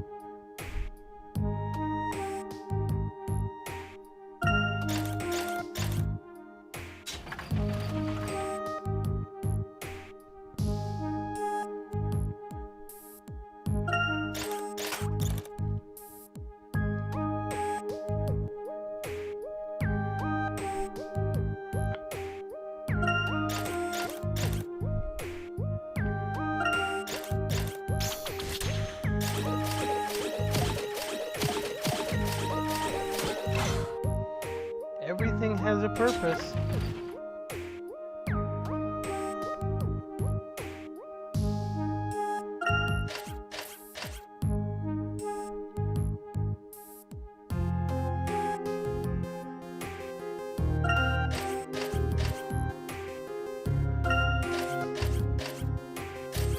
Oh, you came back, Elizabeth?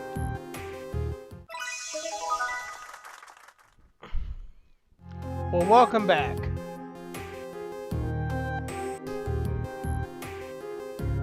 You watching a funny video?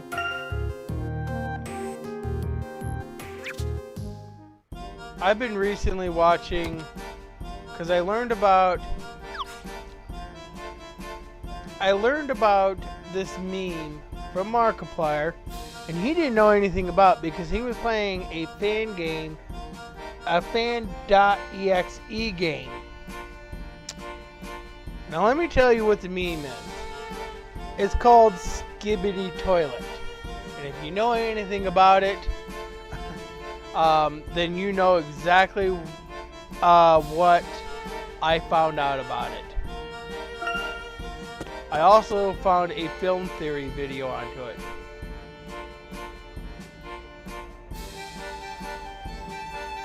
And apparently it is about a endless war on YouTube poop and mainstream media, which I thought was pretty artistic.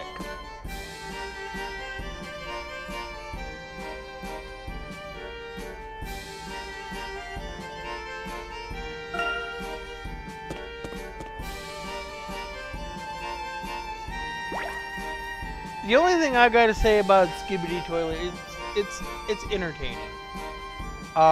For YouTube poop videos. That's basically what it is.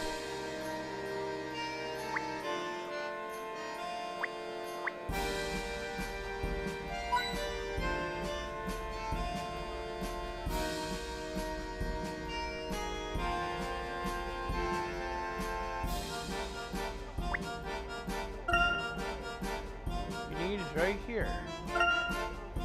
suppose the roof keeps out the rain. Does it ever rain here? I really thought of everything here.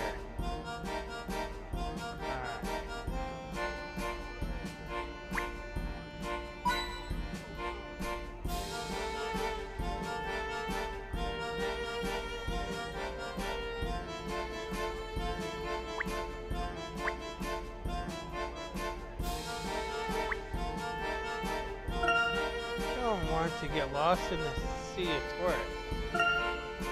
Is this entire town just one big casino? It's quite a roller coaster of luck and misfortune.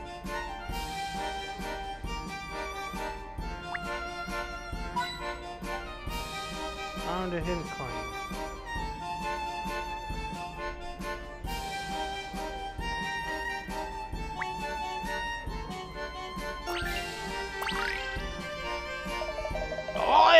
The neon is a bit gaudy, but it adds a kind of shine to the gold. I would say artificial light matches your particular charms, Mr. Furling.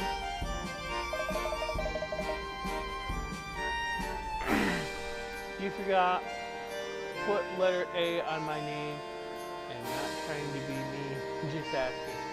Did I?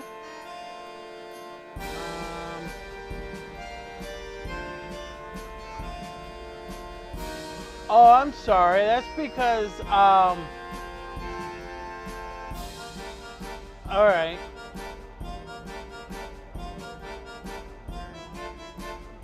Oh, okay.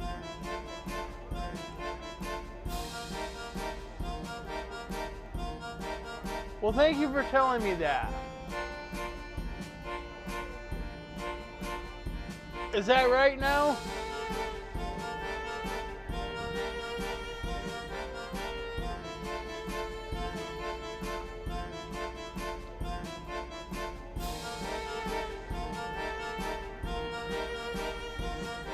An excellent observation, dear girl. May I also compliment you on your ability to maintain your senses in the face of my shimmering magnificence.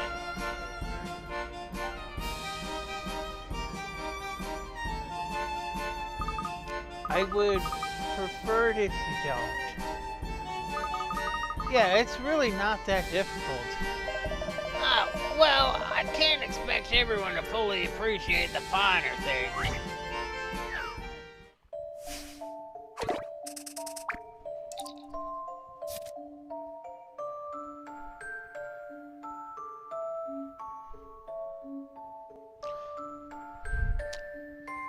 Okay. 3 darts players have just finished a game. Based on the point total shown, can you work out how many points each different color section of the dartboard is worth?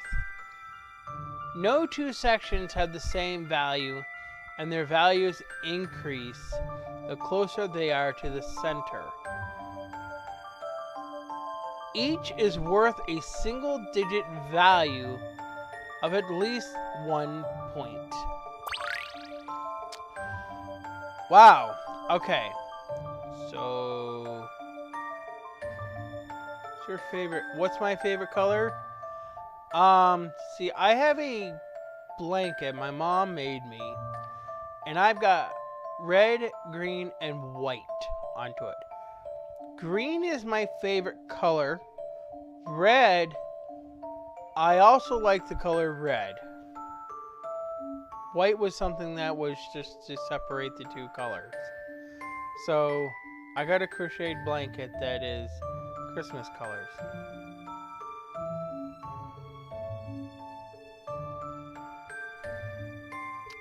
Who's ready to do some math?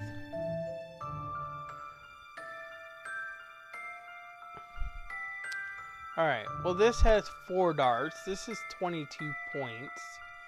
And it looks like 3 darts are in the blue, and then there's 1 right before the bullseye. So 3 C's and 1 B.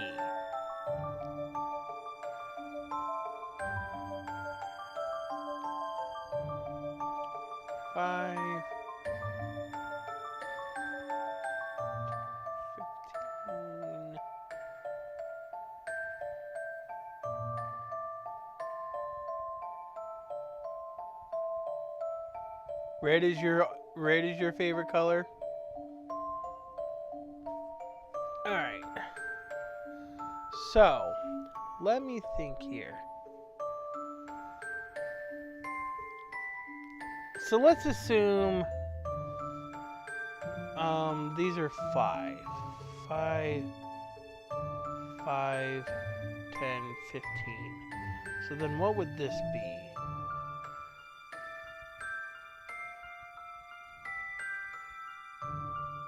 Two, 3, 4, 5, 6, 7. Maybe this is 7. Because that would make it 22.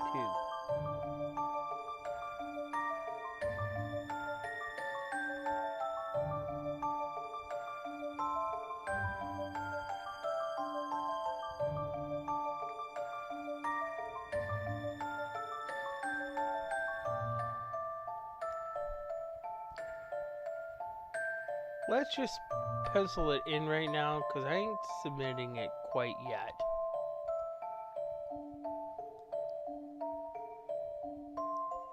You like pink and purple and black and white. Ooh, nice color combinations. Alright, so this is 25. So 6, 13.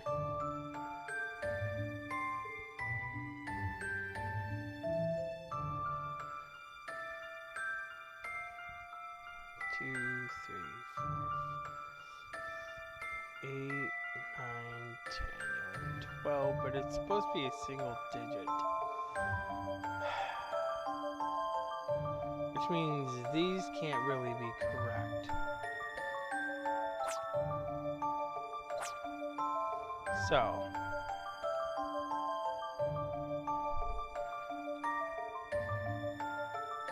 or maybe they can be correct. Maybe they can.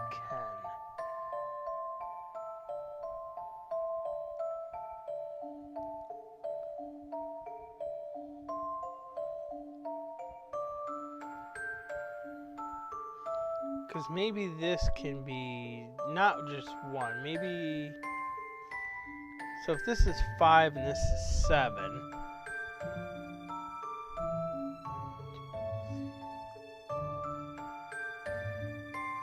That's already 12.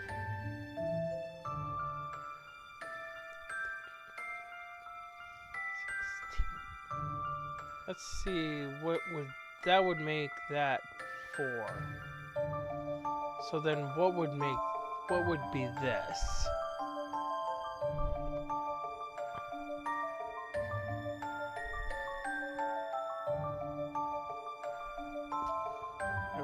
That would make that 9. So then that means if this is 9, that's 18. 4 and 4 is 8. So 8 and 8 is 16. Then that would be 26.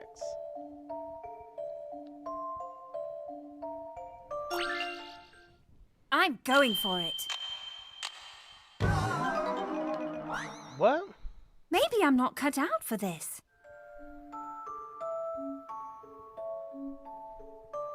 What did I do wrong?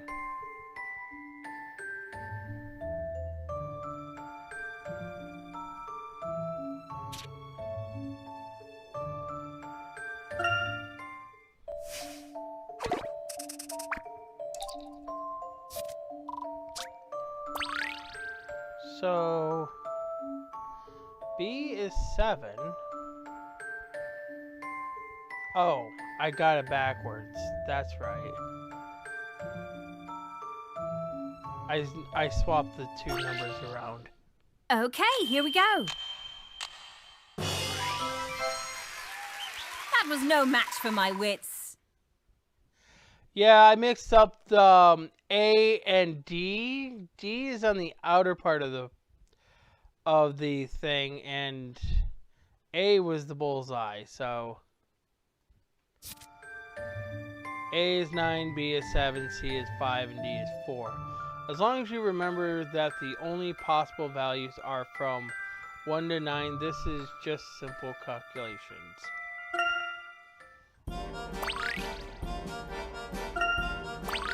Wow, I got plush toys. I must say that I'm impressed such lower class rabble could reason out the basics of such a refined sport. Not that it matters, but my family's actually rather wealthy. And my parents are quite sophisticated. Good day. Someday you'll realize that you can't take it with you, Sterling. Spoken like a true hourly wage earner.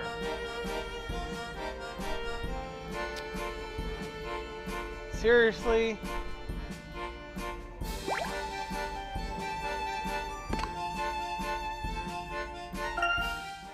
Alright. So we're gonna do a plushie shop.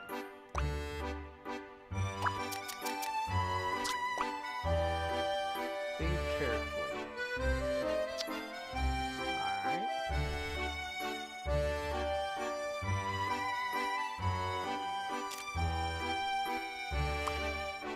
Put a kitty here.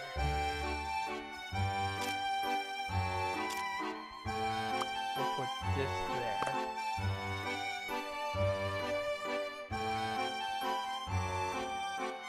So that means we'll need to put this there.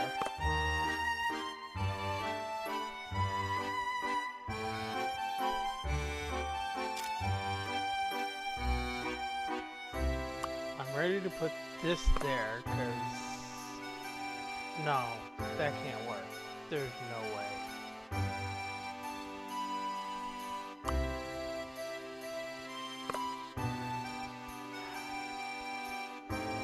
Yeah, I can't do that. I'm gonna have to do that, because then he'll have to go this way, that way, and then he'll have to go this way. I'll have to go back to that way. Crazy. You know what? Reset.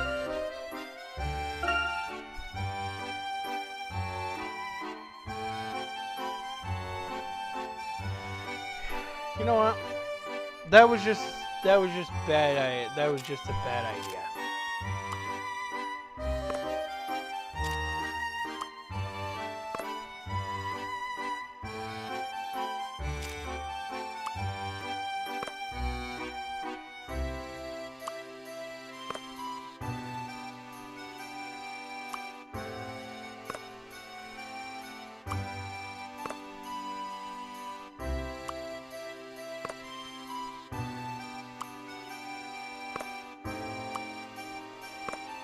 That should work. That should definitely work.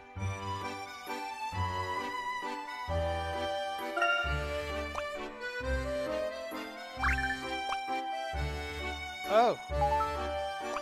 Bunny. Podgikins.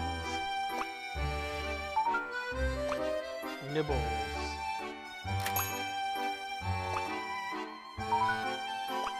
Nuzzles. Another kitty. Skitty kitty. Red. Gruffer. Man, her mom's gonna be so mad. Snowflake.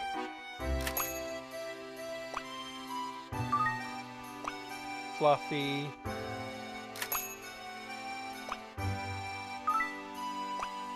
Mr. B.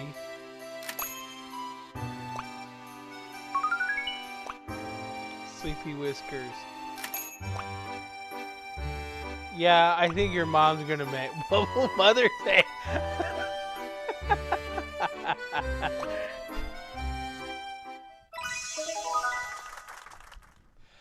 Her mom's gonna flip right out. Oh boy.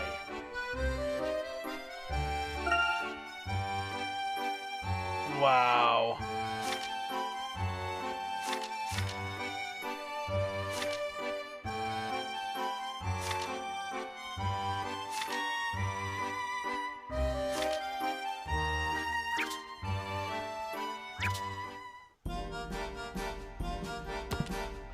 Alright.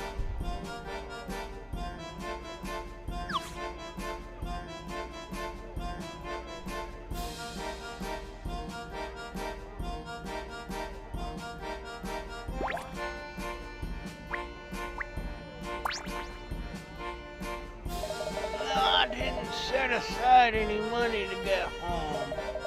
Well, could have been worse. The guy next to me left with a small fortune. Too bad he showed up with a large one. Ha! He was screaming at the casino manager like a chimpanzee who's on bananas. Or who's lost his bananas. And he was mad enough to knock the building over. Like a wrecking ball made of debris. Wish I came in like a wrecking ball. I guess there's no joke there. I wonder if this is the casino disturbances we heard about. You mean this guy's bad jokes? Oh, you mean the man he talked about. Well, it doesn't sound related to our case. No. However, finding peaceful solutions to potentially violent situations is all part of a gentleman's duty. Well, if you're looking for the casino, just head on straight from here. Oh, I lost more than my money. Go to the other end of the merchant district and you can't miss it. Just follow the trail of broken dreams. Thank you for your time.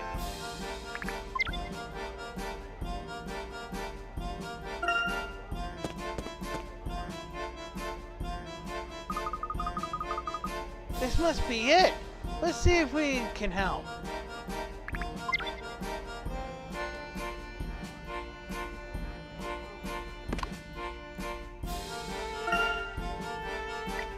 It appears that the incident at the Scorpion has nothing to do with the match sentiment. However, it goes against my principles to leave any dilemma unsolved. Once we resolve the problem, we'll go directly to Pumpkin Park. Alright, let's go. Yes, I know. Bugs Bunny is telling me that there's a treasure someplace.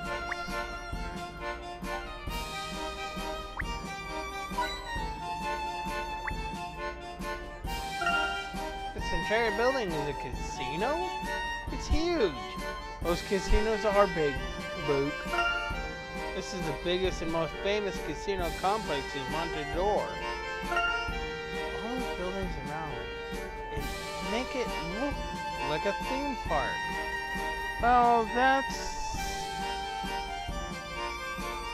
unique. There we are.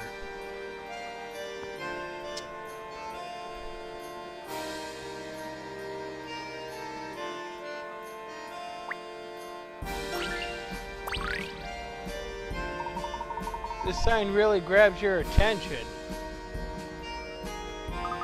The entire city is glowing with neon. I happen to have a neon-related puzzle here. Would you like to try it? Sure, let's try it.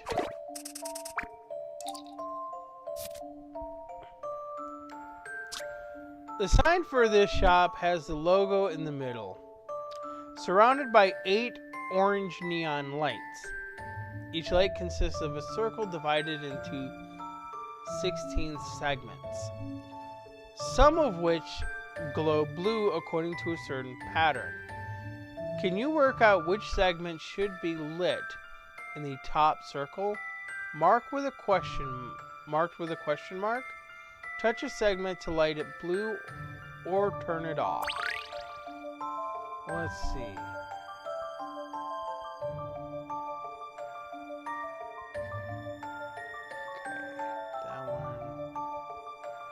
That one's already done. So that means that one's done.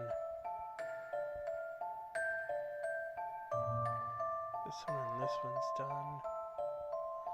That one and that one looks like it's done. This one and this one is done.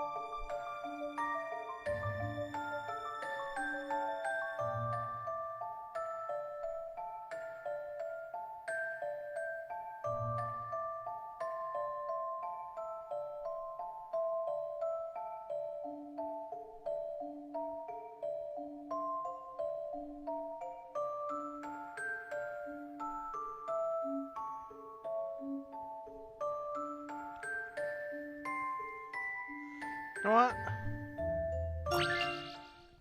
Let me have a shot. I'm the professor's apprentice.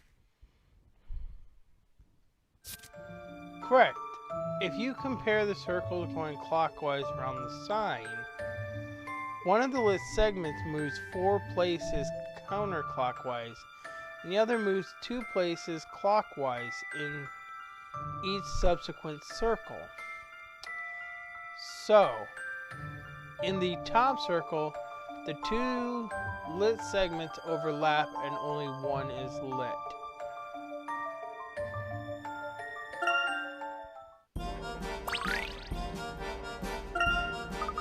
That was fun! Luke, seeing someone so keen at puzzle solving warms my heart. Alright.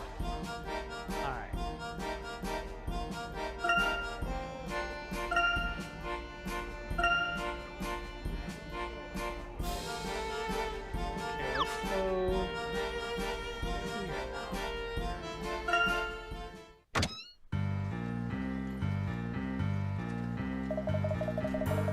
now. Keep talking, Shades. Tell me again how I lost fair and square. Cause I'm pretty sure that dealer you got over there was crooked. Seems your house luck has run its course for the day.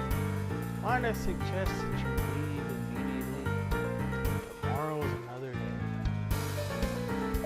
Oh, you fancy tights make my blood boil with your fancy pants. Now see here, let us all calm down and discuss this rationally. Relax, citizen, it's all under control. Why hello there, Connor.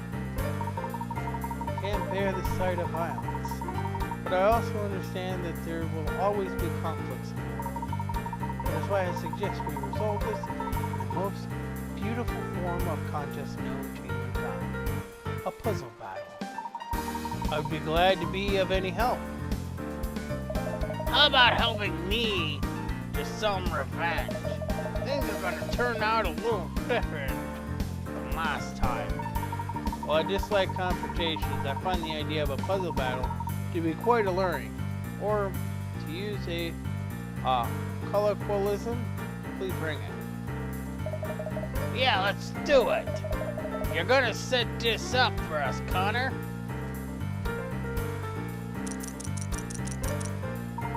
Of course. Gentlemen, it is only appropriate that we battle here with chips.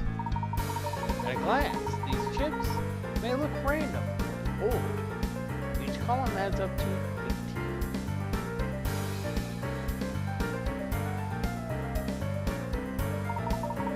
Oh, but what a dreadful state of affairs. The rows do not have identical sums.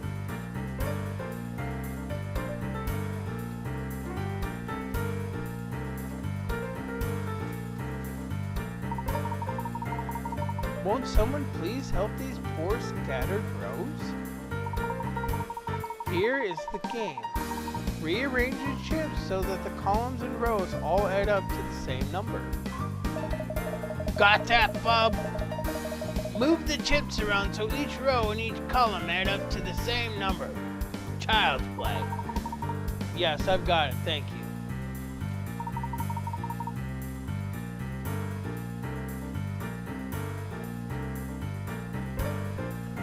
Whoever can do it first will win. Just press the buzzer when you're ready.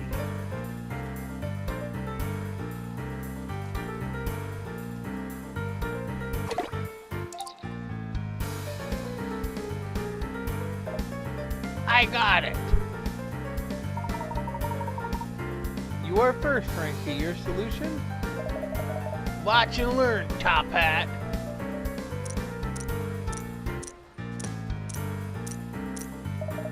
How about that? You appear to have solved it.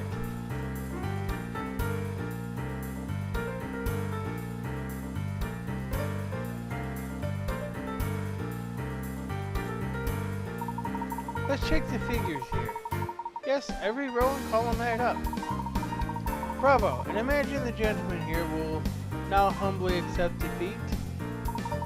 It's true that the conditions of the original puzzle have been fulfilled. Darn right, you got a beef with that? I'm afraid I do have a beef with that. There is a more thorough solution if you're looking for true elegance.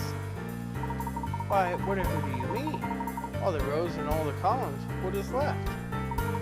Luke, does this puzzle remind you of anything? It's like a magic square puzzle. Exactly, except that the way it is now, the solution is incomplete. Right you are, Professor. The rows and columns are right, but the diagonals should add up to 15 as well. Hey, Connor, what's going on with this? I did what you told me. Yes, Frankie, you solved the puzzle just as I laid it out, and you're the winner. Though I must admit, if this gentleman can show me a perfect solution, I'll have to overrule you. Well, then allow me to demonstrate. He's gotta do it in lesser moves than me, or it don't count. Certainly. I will complete the magic square by touching only 2 chips. I don't believe that's possible. Please, by all means, prove me wrong. Slide the chips into another move. To move them, think outside the box. You can only touch 2 chips.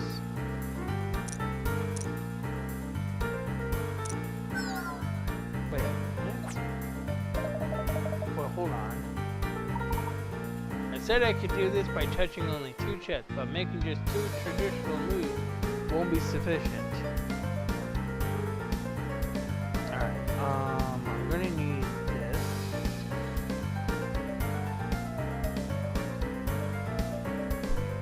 Alright. Use the 7 chip to push down the 5 and 3 chips.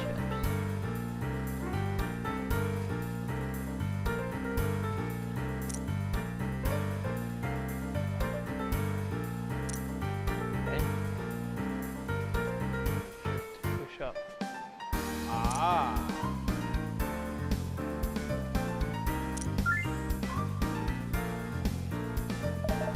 Wait, you really did it! I must hand it to you, sir. Sliding chips with another chip never occurred to me. Very nice.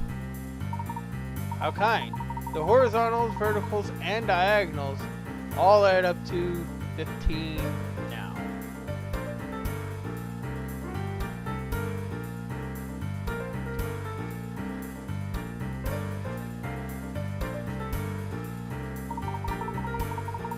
A complete magic square has a certain beauty, don't you think? I must agree. I have no choice but to declare victory for the gentleman. Oh, come on, Connor, I had it! Frankie, I think it's time for you to go. Why, this still ain't over. You'll regret this. You'll use all of this. Thank you for your skillful arbitration.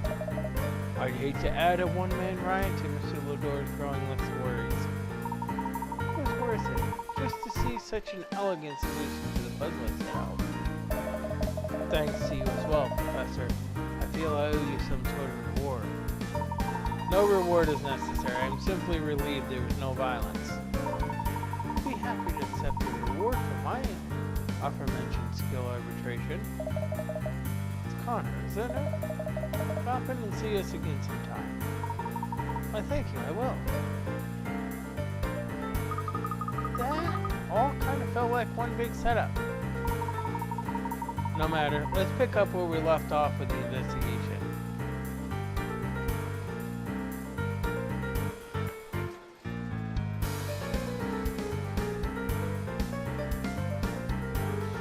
Alright.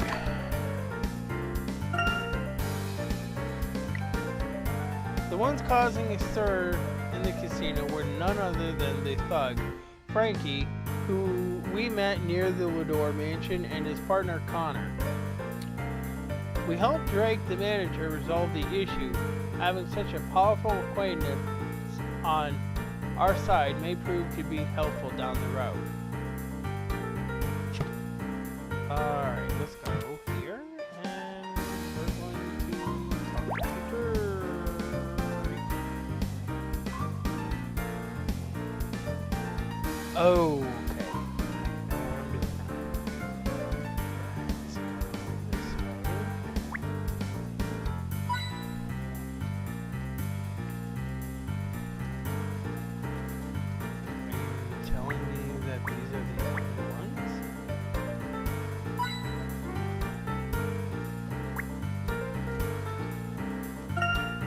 Looking at these slot machines spinning makes my head spin.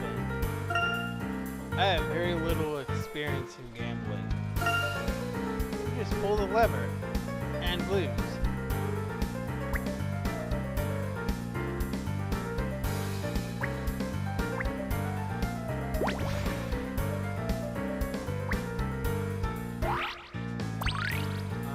Generous slot machine.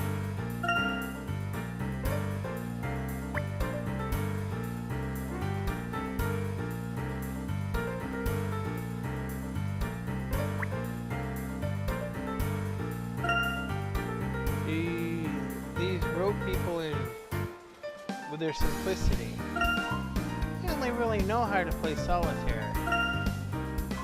There are people absorbed in their games as we speak.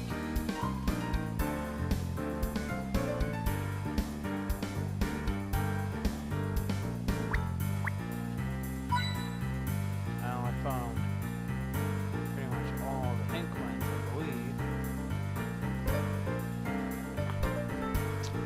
Let's go back now. We're gonna talk to Drake. Thank you for your help, Professor. Not to worry, I trust everything is running smoothly now. It is. As you've seen, we got our share of upset patrons. Casino security is usually good. I'm glad we didn't have to escalate the situation to the door. Oh, is Henry involved in the day-to-day matters here? Yes. His tireless devotion to the smallest detail is quite admirable. If you don't mind, I'd rather this incident not get back to Mr. Lador. You have my word. Wonderful. Also, I understand that you are very fond of puzzles. Would you accept one as a reward for earlier? This one has to do with one of the slot machines we have here at the casino.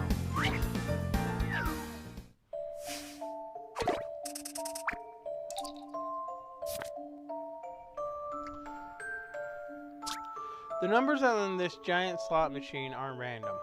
In fact, there's a rule that determines the sequence of numbers that appear every time you activate it. Your task is to work out the rule and predict what 4-digit number will appear next. Be warned, though, you only have 5 chances. Touch the numbers on the touchscreen to make your prediction. When you're ready, touch the orange button to activate the slot machine. Alright, so...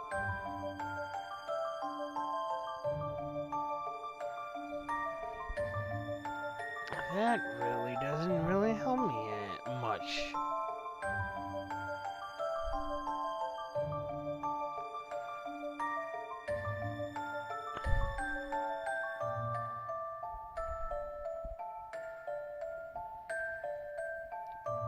Okay.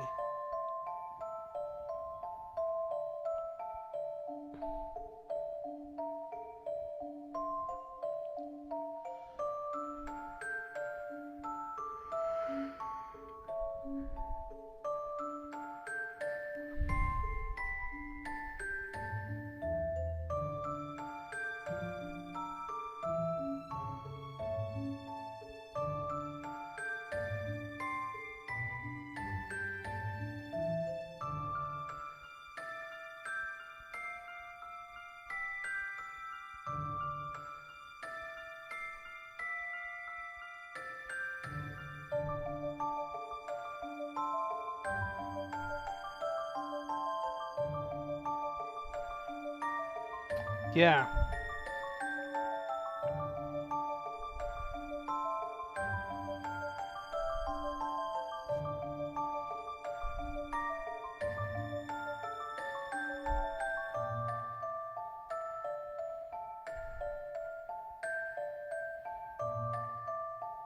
Well, that doesn't matter.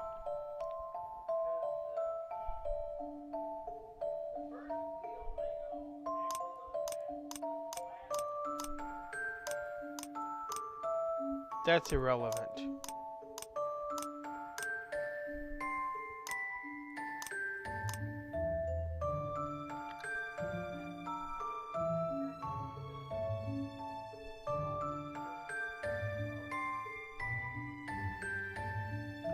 That's irrelevant.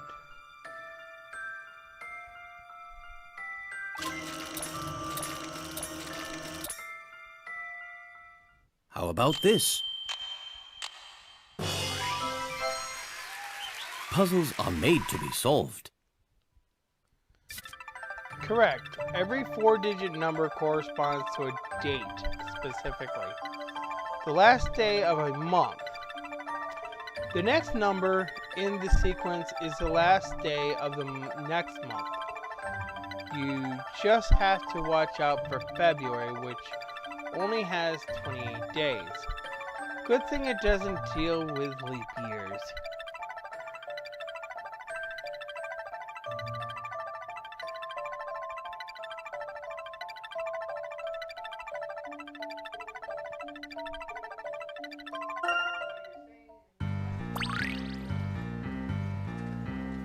$9.30.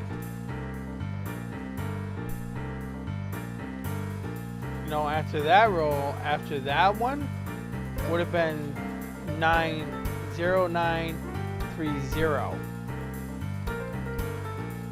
And then it would have been 1031.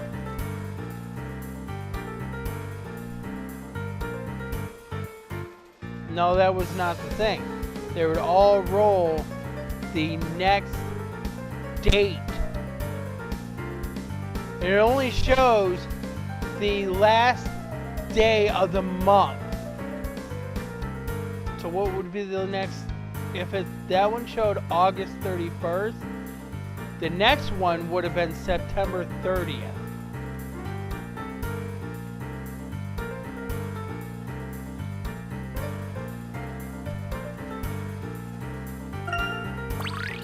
Alright. Buzzy dance off. I hope that was enjoyable. What a charming puzzle. Do visit us again if you get the chance. Complimentary rack of chickens await you. Alright. Let's do this play. First of all. Generous slot machine. Good. Alright. Bugs, we're doing another play. The animals all lived happily together in their tiny forest.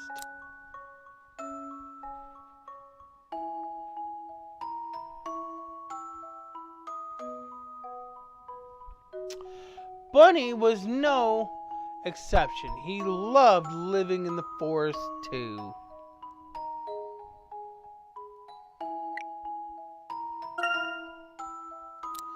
Every now and then, the animals would have a friendly little competition.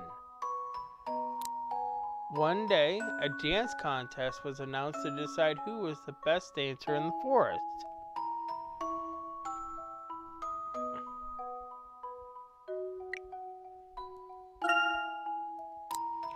This was Bunny's big chance to impress the rabbit of his dreams.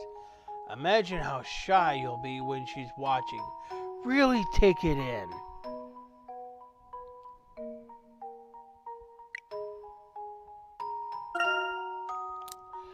Bunny hurried home and practiced his best moves all night long.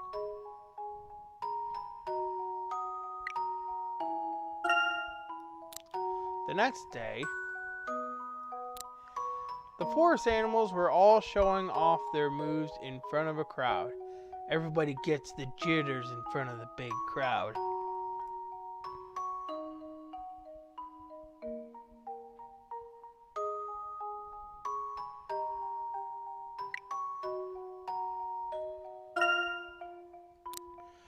Bunny scanned the crowd and saw that even the rabbit he had a crush on was there.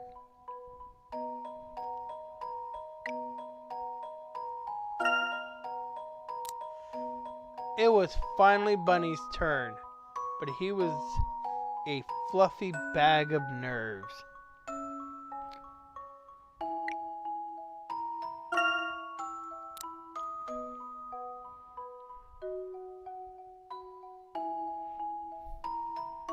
Bunny decided to give it everything he had and dance with all his might. Dash it all. Break down the wall of nerves. Go right through it.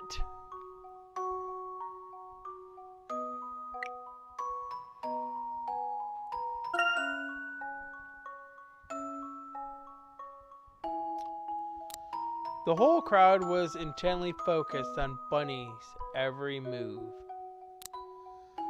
Wiggle, wiggle. Bunny shaking put everybody in a trance. Before you really start to dance, get your hips warmed up.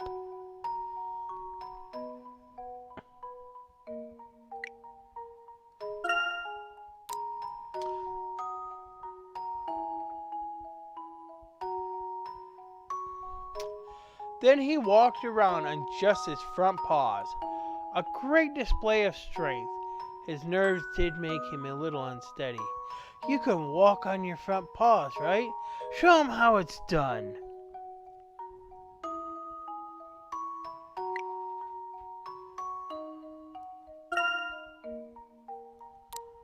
Wow, some gasps rose from the crowd as Bunny really got going.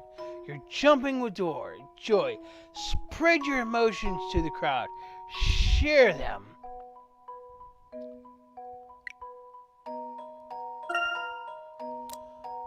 Next came an acrobatic jump. It wasn't perfect, but the crowd didn't mind. Click your heels as you jump. That's a real crowd pleaser.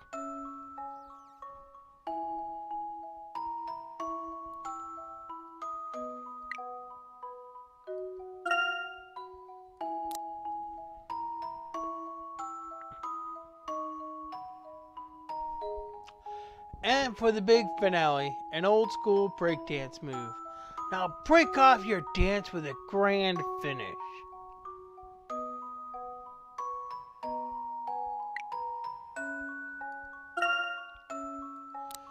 The crowd gave a huge cheer after they saw Bunny's amazing footwork. And the victorious Bunny even stole the heart of his bunny sweetheart too.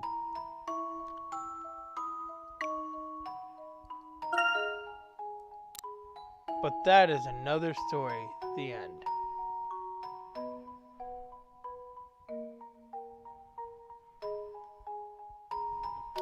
Alright. Let's go ahead and watch the show.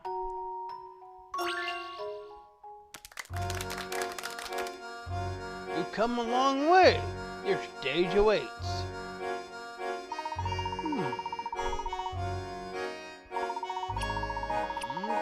Okay, yes. Keep going.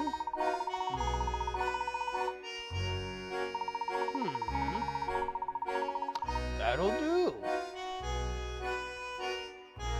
Keep going. Oh, even heroes can be shy sometimes. Keep going. That seems fine. Keep going.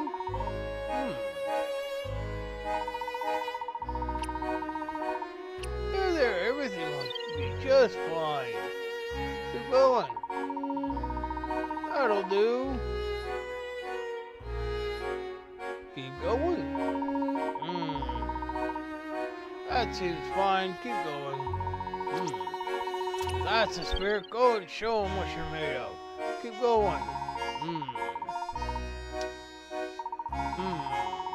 Good. Get the crowd into the rhythm. Keep going. Never mind wobbling, you're doing just fine. Keep going. What a backflip, I honestly wasn't expecting that. Keep going. Impressive dance, hey, I like it. Keep going. Oh, good show. You nailed the ending. Keep going.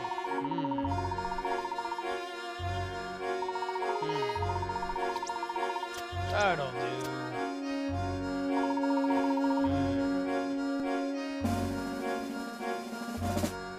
Well, how about that? Maybe I'll hire you as a professional dancer.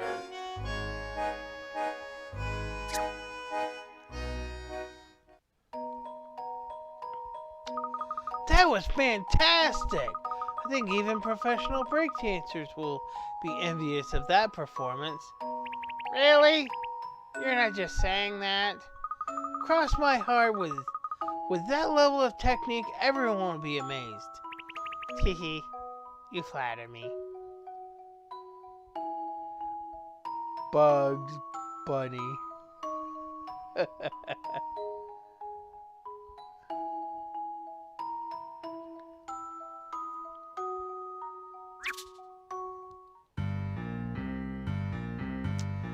Alright, close. Alright, now.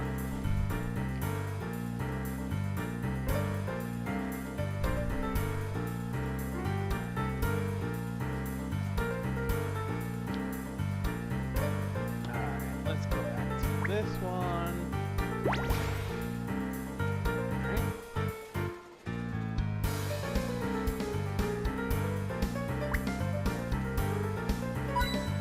Aha.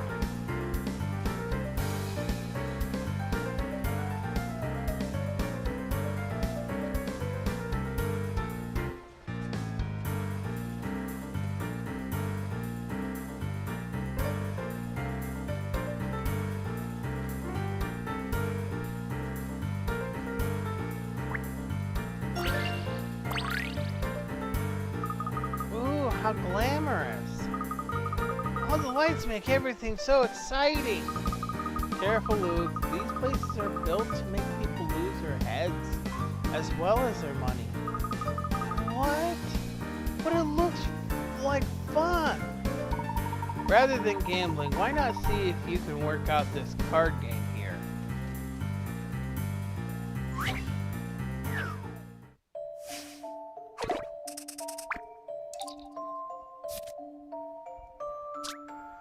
A dealer at the casino places 10 cards on the table in front of you and says, the total value of all the numbers I can read from here is 45. The total of the numbers you can read from there is 31. I win. Can you rotate as few as possible so that you and the dealer both have the same score?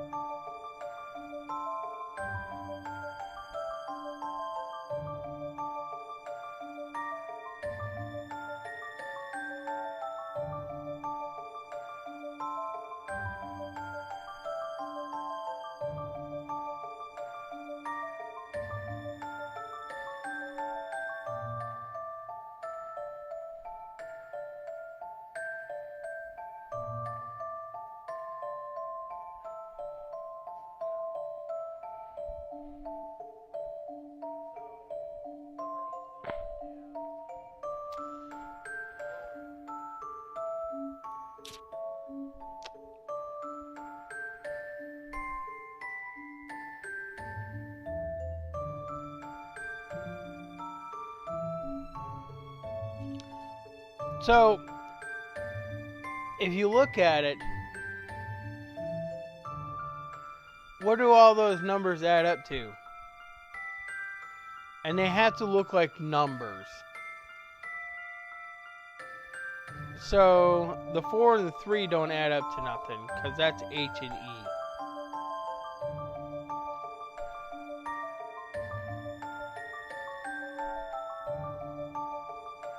And technically 0 doesn't add anything either.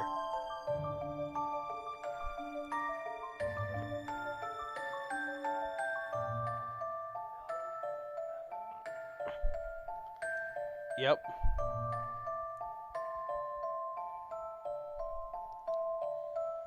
Because now That gives you 7 more, and that's 38.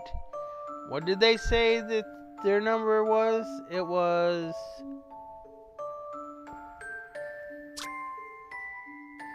45. So if you subtract 7 from that,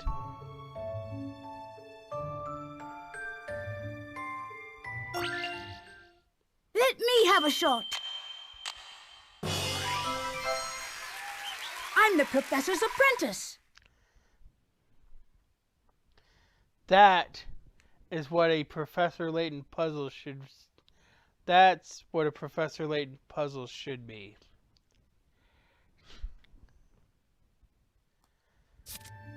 That's right. 1, 2, 5, 8, and 0 are worth the same either way. Out of the remaining cards, which are 3, 4, 6, 7, and 9, you just need to rotate the 7 to give yourself 7 more points and take 7 away from the dealer, making it a draw.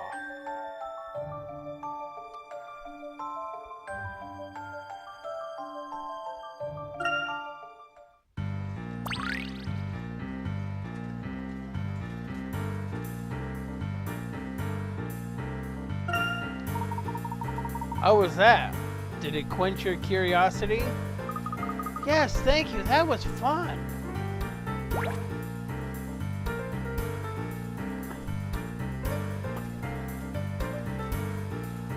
Alright. I would say I need to go back out.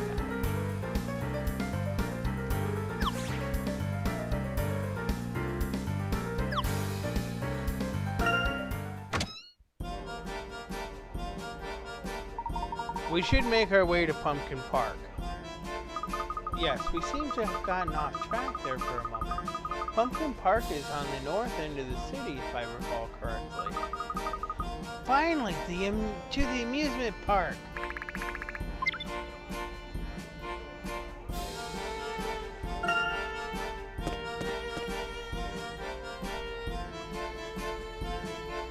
Alright, let's...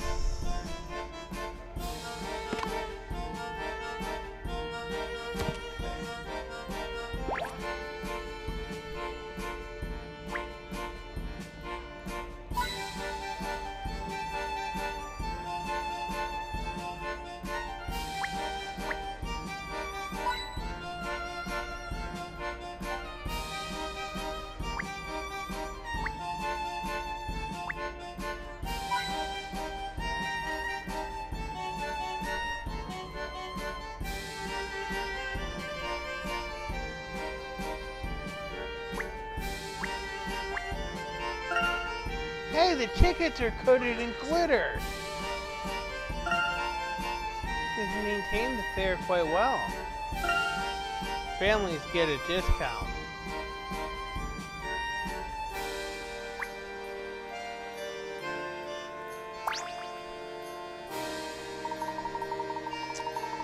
Welcome to Pumpkin Park, a fantasy factory for all 5 senses. Or whatever the sign says today. You're the clown I talked to after the statue incident. I'm still having nightmares from that one. I'm terrified to put on my oversized overalls these days. I dream those statues are running after me. Very slowly. I hear the masked gentleman is planning another caper tonight. Wow, you heard about it too?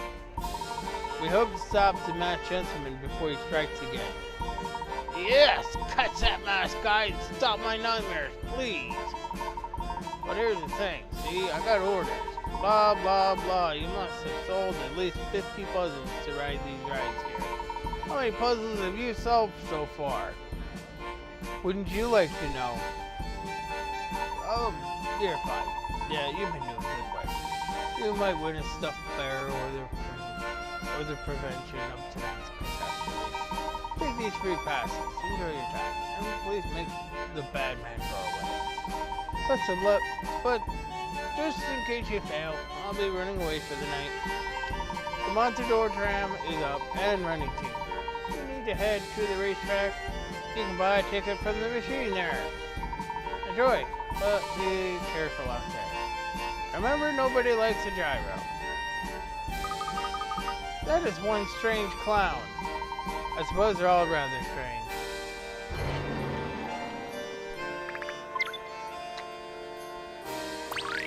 A new episode has been added to the drones. What's this? Operating the Montador tram is simple. Once aboard, simply touch your desired destination. I don't want to.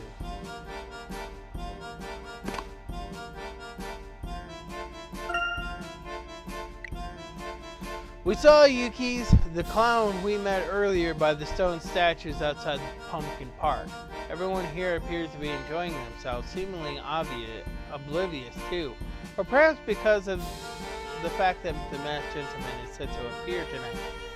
For now, we will proceed as planned and perform a quick once-over of the grounds.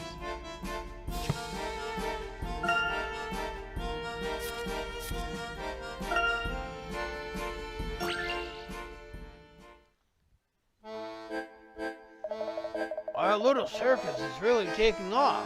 We're sold out again. We got the ferocious Maurice to thank for that.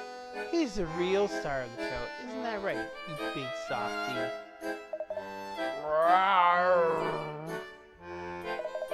Putting up those posters is a good idea. No one could tell from that picture that he's just a giant cuddly tiger. Yes, Stumble did a great job with the posters, didn't you?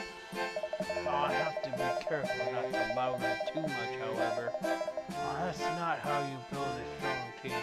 Tough love, tough love.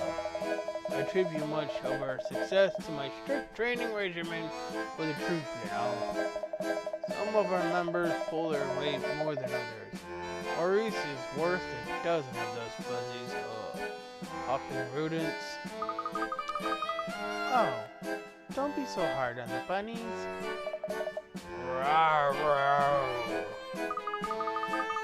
Oh, are you sleepy, Maurice? Time for bed, let's go.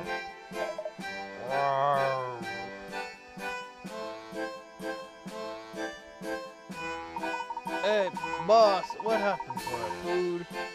How are we supposed to perform on empty bellies? What? I put out a whole tray for lunch not 10 minutes ago. I saw a Stumble scoffing a bowl of pudding. When I came in, there wasn't anything left. That's it! Next time I see that little twit, now I'm giving him a piece of my mind. Oh, Stumble. How do you always get yourself into these things?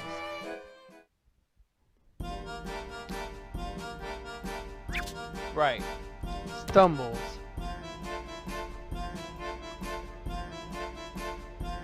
Alright. I'm the end of the park.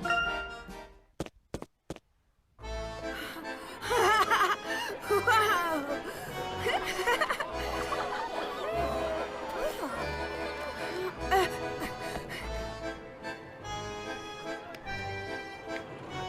You should probably hang on to your hat.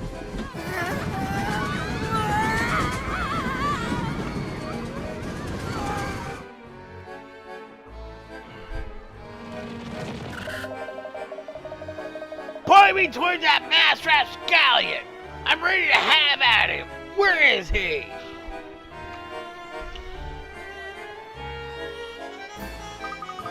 We only just arrived here ourselves, Grosky. Are there any other police officers here? Sheffield is certain of Dawson's guilt. He's giving most of his boys downtown. Normally, I would say that one officer is better than none. That logic is debatable here, though. Well, even if Grosky is all we have, we must start our search, right, Professor? Yes, we must track down the masked gentleman before he can act again. Well, I already found the first clue. I saw a poster which was clearly out of place. I read, "Try to find a new spin on the miraculous."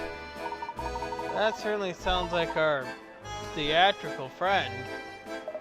But what does it mean, Layton? I must think about that. There's no time, man. You sit here and think. I'm going to charge around until I find our man. Grusky out. Now that Grusky is occupied, let's consider that new spin on the miraculous. There's no shortage of things that spin here. The Ferris wheel, the carousel, the pumpkin ride, my brain. And don't forget the roller coaster. Those wheels spin rather fast.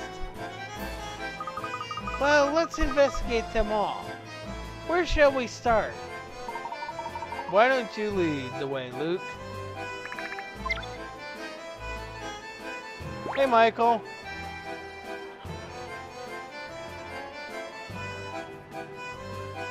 Alright.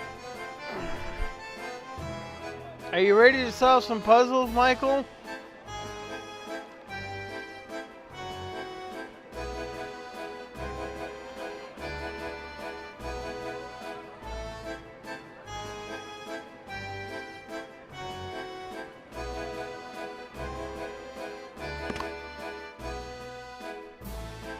You solved way too many. I solved 86 puzzles in this game.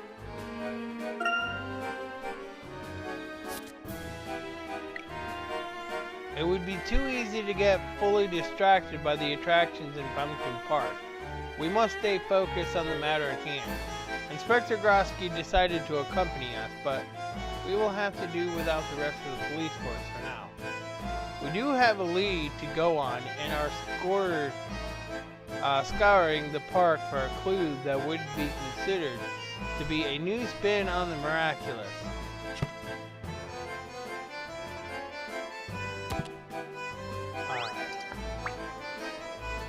Yes, Bugs.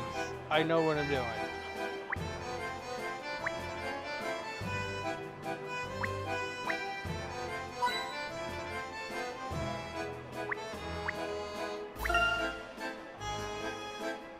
I get nervous on the way to the top. It's incredibly fast. Last time I went on one, I couldn't stop shaking.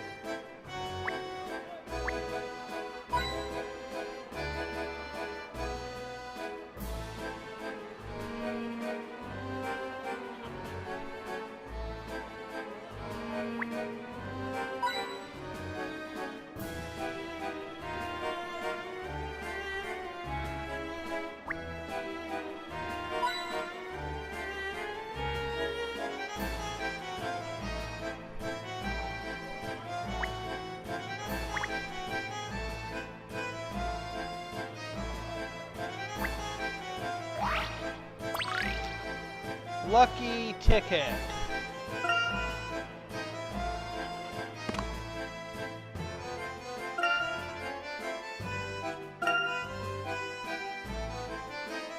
Winning ticket for a raffle with rich sponsors. Sadly, it expired long ago.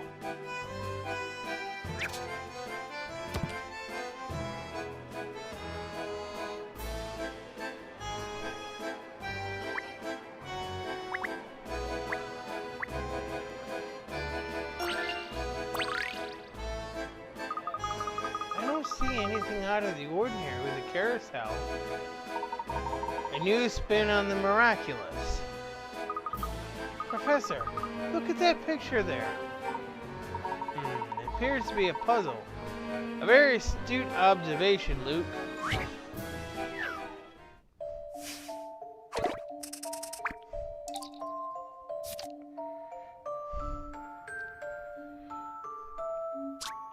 These cheerful tiles can be put together so they form horse shapes of 4 different colors. With these 9 tiles, you can make a total of 12 complete, uniformly colored horses within the frame. But at the moment, the colors are all mixed up. Can you rotate the 9 tiles to match up all the colors and make 12 horses?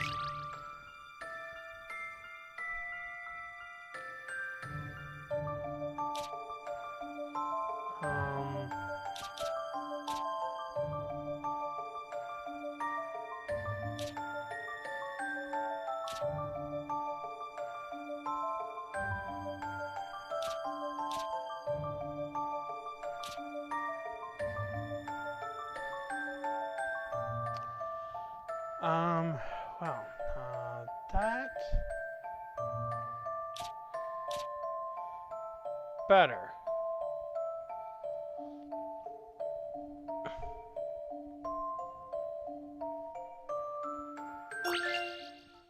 I believe I have this one. What one did I get wrong? That's unfortunate. Alright.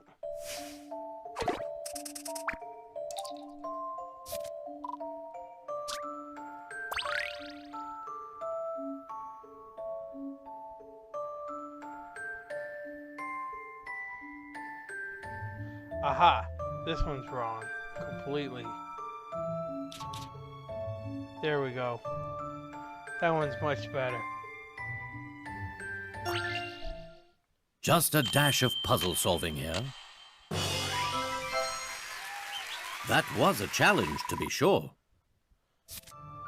Correct. The pattern looks so neat and tidy now that it's all lined up, right? Yep.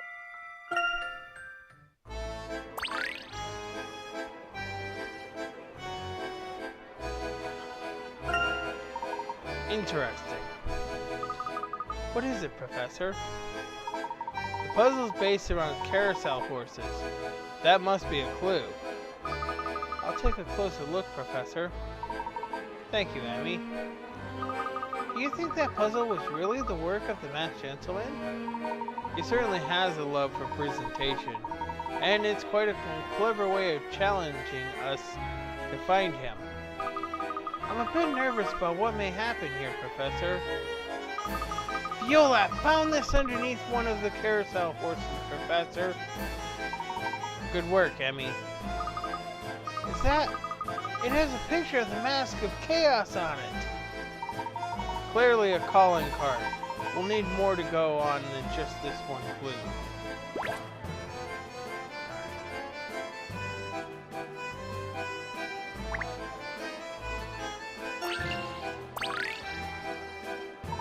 I hope we would have noticed if something was amiss on the roller coaster when we rode it earlier. Maybe you two should ride it again so that you're certain. No, I mean, that would be unnecessary, Emmy. We didn't see anything odd. Are you certain? We may find a clue way up at the top of that big first hill. Maybe you should have a look yourself. Maybe I just... Professor, come to think of it, I did notice something odd. Oh, really? What was that? Over there. It was the design of the bottom of the roller coaster. I didn't even notice that was there. Well, I think you were focused elsewhere, Luke. Let's take a closer look.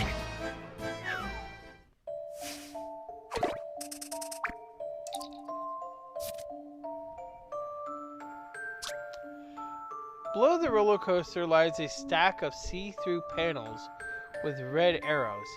Originally there were 4 panels, but someone's gone and taken one. Given that each arrow points in a different direction, can you tell which panel is missing? Choose from A to D.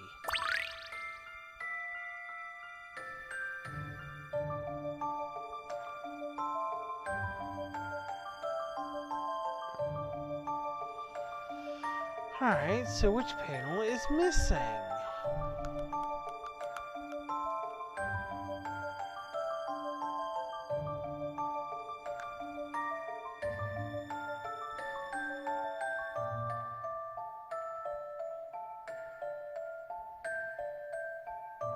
How do you know that?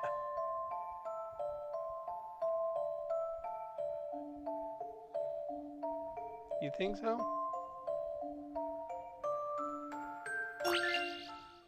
How about this? Puzzles are made to be solved. Correct. The arrow facing downward is missing. because the panels are transparent. The arrows get darker as more are placed on top of each other.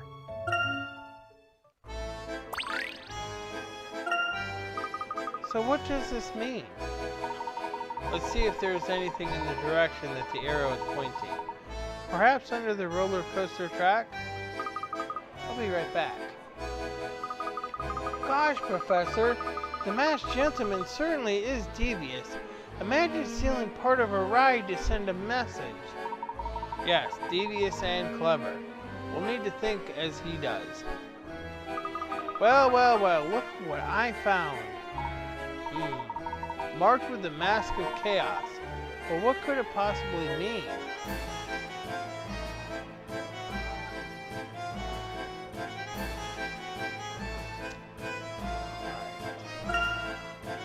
Time to go this way.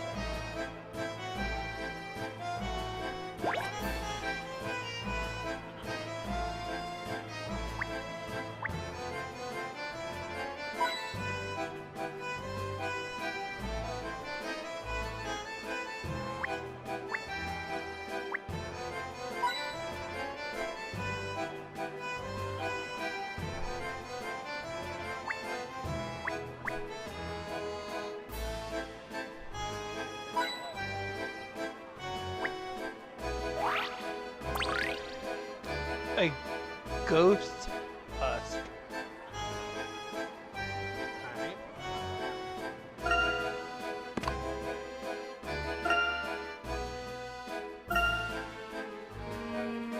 A skin shed by a ghost. Its existence is baffling, but it has a certain appeal. I didn't know ghosts had a skin. That is disturbing.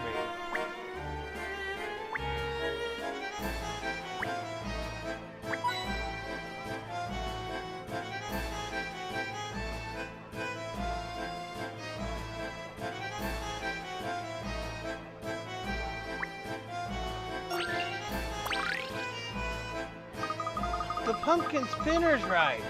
Could that be a spin on the miraculous? Perhaps. I think it definitely warrants a closer look. There is something strange here, but I can't quite put my finger on it.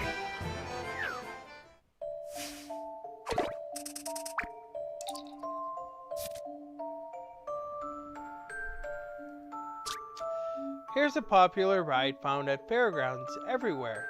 The spinning teacups. Well, something like that. At least, aren't those pumpkins? Anyway, of these 5 spinning cups, one is not like the others. Can you find the odd one out? One is not like the others, huh? Meaning what?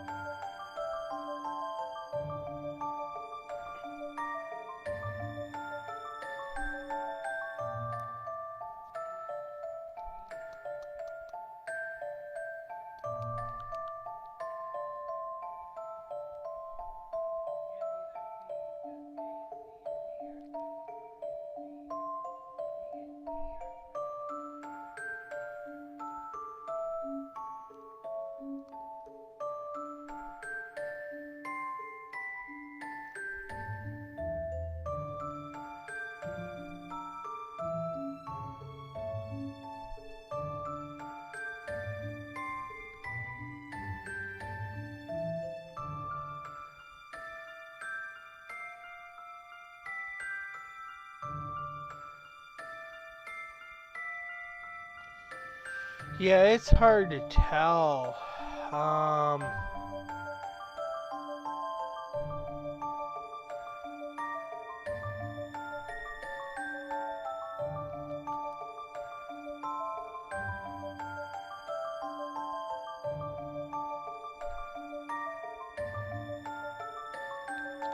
Alright. Well, I'm going to choose B. Why?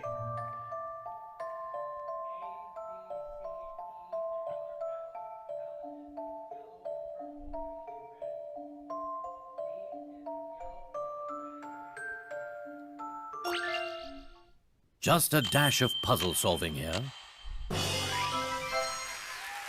That was a challenge, to be sure.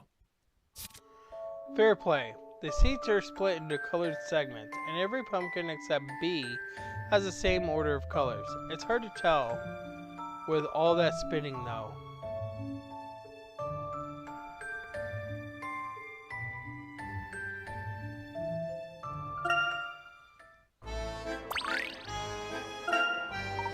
It looks like something is hidden beneath one of the pumpkins. Layton's and Princess to the rescue. I'll get a closer look. Be careful, Luke. You might catch a case of vertigo searching that ride. I think he'll be safe. Professor, do you have any idea what the match gentleman may do tonight? I don't. The fact that he chose such a crowded venue does worry me, though. We don't know if his tricks might actually injure someone this time. Just like you said, Professor, this card was stuck underneath one of the pumpkins. Good work, Luke. It looks like it has an image of the Master of Chaos here. The message from the Masked Gentleman. What could it mean?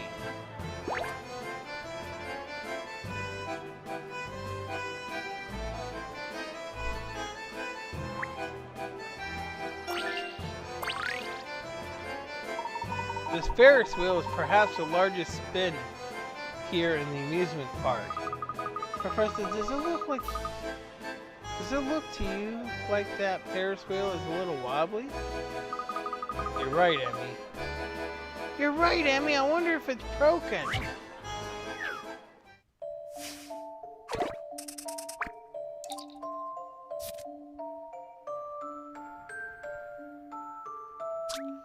Oh no. A cable section in this circuit has come loose. And now the Ferris wheel's controls don't work. You have to repair the yellow cable quickly. Fix the circuit by moving the long yellow section down into the gap at the bottom of the grid. Crazy.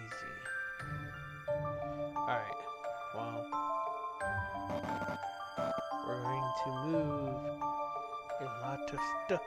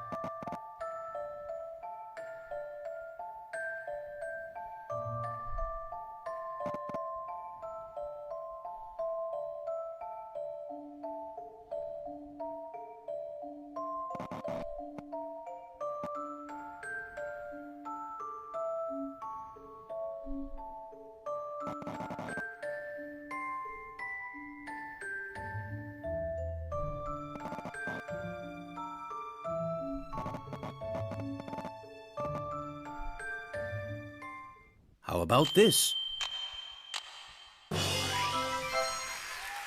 Puzzles are made to be solved.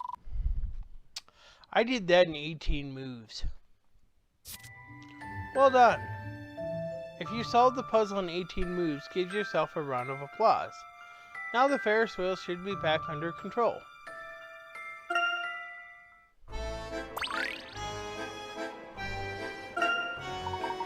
Good work. I wonder where the Ferris wheel operator went. Professor, look! There's a card stuck on the tower of the Ferris wheel. It has a picture of the Mask of Chaos on it. I knew it. What kind of man would endanger innocent Ferris wheel riders? A message from the masked gentleman. This won't be enough on its own, though.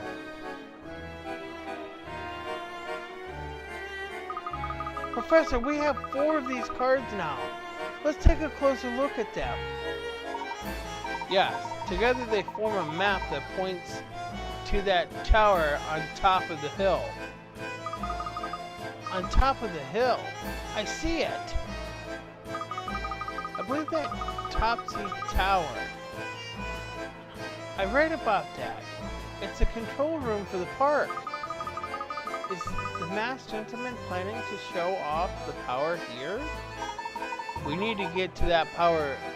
We need to get to that tower immediately. Lady, a moment, if you please.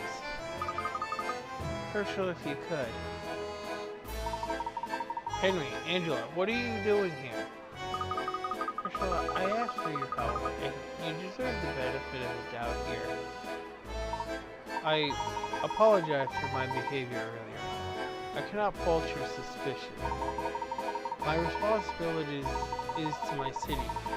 I hope you can see that. I will do whatever it takes to help you apprehend the masked gentleman. No need to apologize, Henry. Thank you both. With your knowledge of the city, I'm sure we can end this fiasco soon.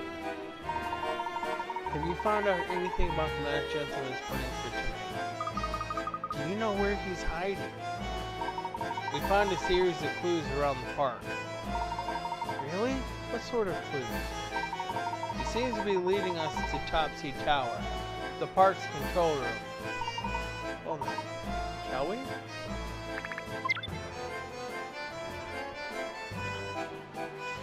Alright.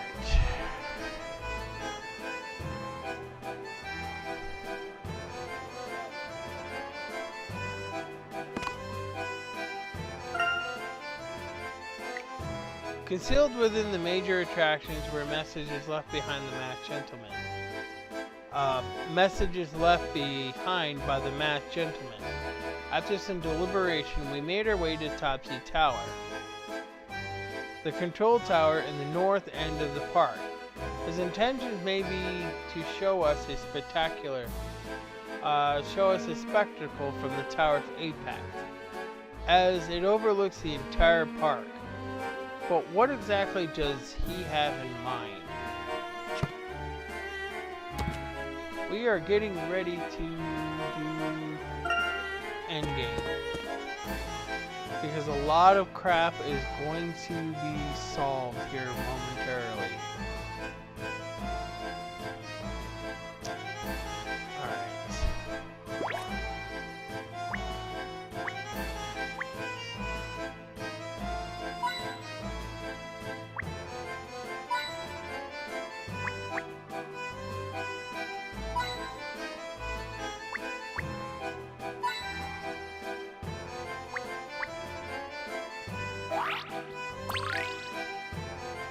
Somewhere found.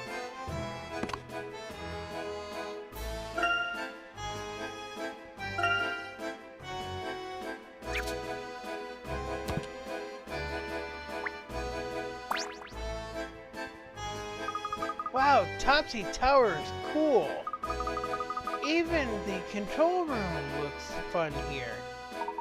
I wonder what is in store for us here. I don't want panic in a crowded amusement park, Herschel. People could be hurt.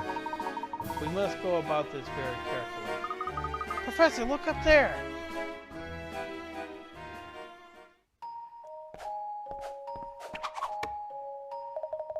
Hello, Montador! Tonight's miracle is for the very select audience that was clever enough to find my clues. This is a very hot ticket.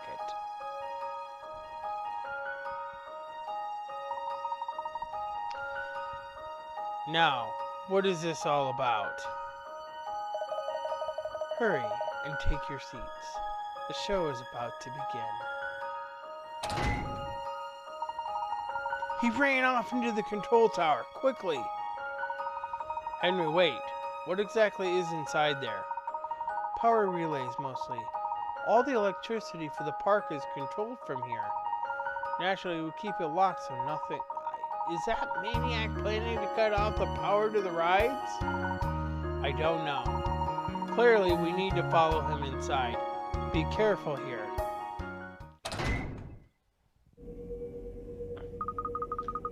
Professor, how are we supposed to find the masked gentleman in the dark? Henry, do you see a light switch here? I don't. There must be one somewhere. I've never had reason to come in here before. Worry not, my select audience. You have the best seats in the house. Your views shall not be obfuscated nor obstructed. Where are you? Show your cowardly face behind that mask. Or would you rather just hide while you play games in my city? Your city? Well, I'm so sorry to bring inconvenience to your city, Mr. Lador.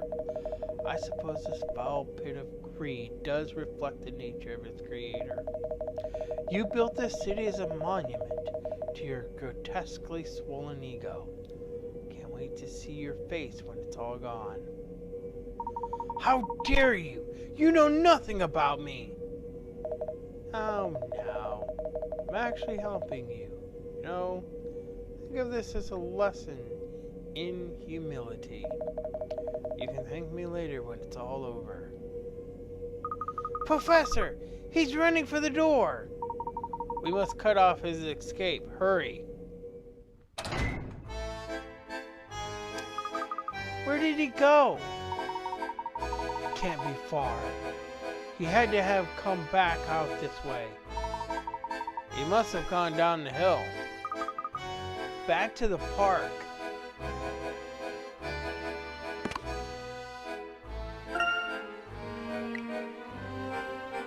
Henry and Angela arrived just as we were making our way to Topsy Tower. I was a bit taken aback by Angela's presence, as a Henry I knew would never have risked putting her in danger. I fear the masked gentleman is headed for the power supply. We must stop him.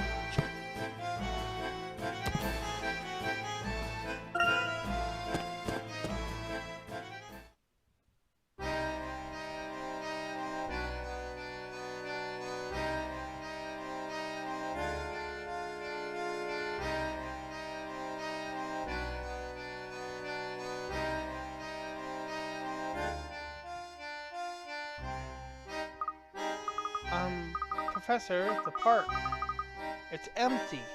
Where did everyone go? No! We're too late! Did everyone just vanish? Impossible. It has to be a trick.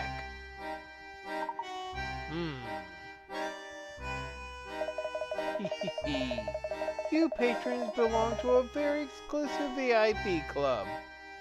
People in this park who still exists. Congratulations. You monster! Why are you doing this? I'm doing it for you. So you'll know what it feels like to see that what you worked so hard for just vanish.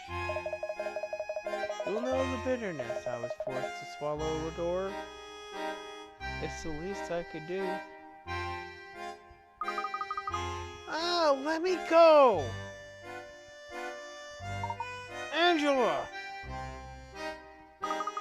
Henry, help me! Wait, no! Angela! Professor, he's kidnapped Angela! We must act quickly.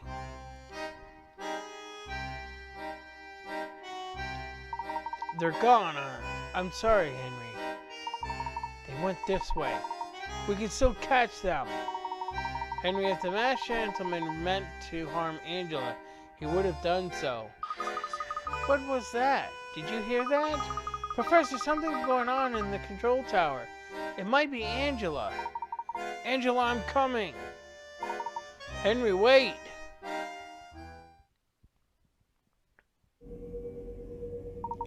Angela, where are you? Henry. It's all right, I'm fine. This was a small taste of the suffering I will bring you. An appetizer for the all-you-can-English buffet. But it will never be enough. What are you talking about? Who are you? What have I ever done to you? No, Lador. Have you no appreciation for showmanship? We need a cliffhanger to build anticipation for that final act. Final act? What could he mean by that? I promise I won't disappoint. Believe me when I say it will be the show of the century. Of any century. And don't worry about getting good seats. You'll be able to see tomorrow's dark miracle from anywhere in town. It'll be the greatest of my illustrious career. Without a doubt. Whoever you are, this must stop here.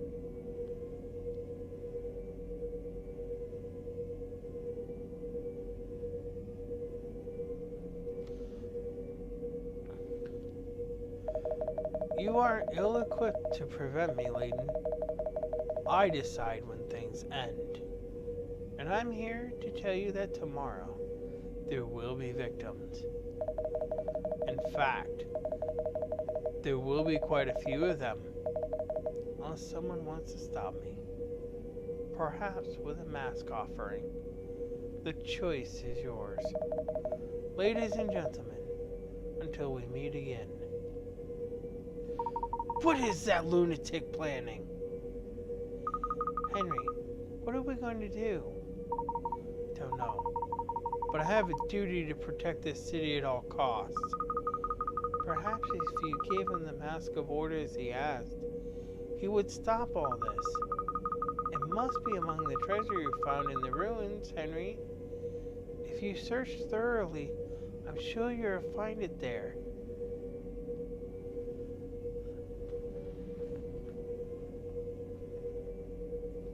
No way! I can't. That treasure. Henry, you must stop protecting that mask and start protecting Montador. Angela, are you implying that I'm hiding the mask? Why would you say that? Ahem. If I might interject here. We have an immediate problem. We must find out what happened here at the park. It appears hundreds of people have vanished. Of course.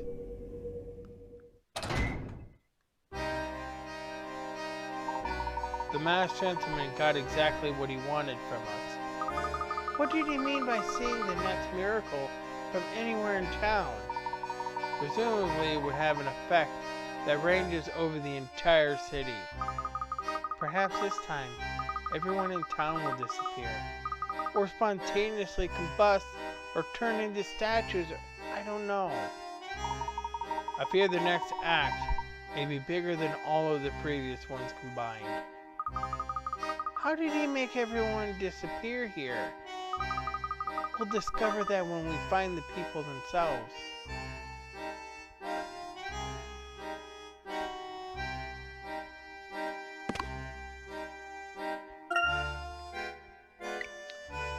Topsy Tower was pitch dark inside. This tower controls the park's power. However, the masked gentleman made sure that no lights were on here. Upon leaving the tower, we found the entire park deserted. We heard the masked gentleman's voice somewhere off in the distance. I cannot conceive how such a feat would be possible. Words cannot express my disbelief. And how much you want to bet that I go back in here and everyone is there?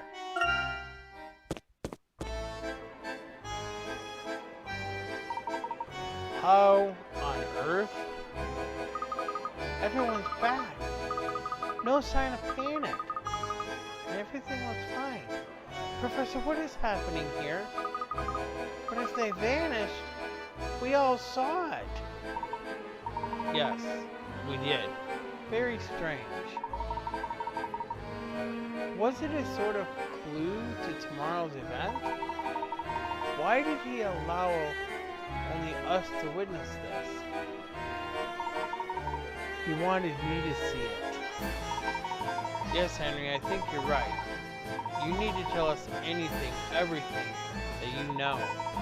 Do you have an idea who might be under that mask? Have you made any enemies recently? Think, please. There's not anyone capable of doing all this. Who would go this far?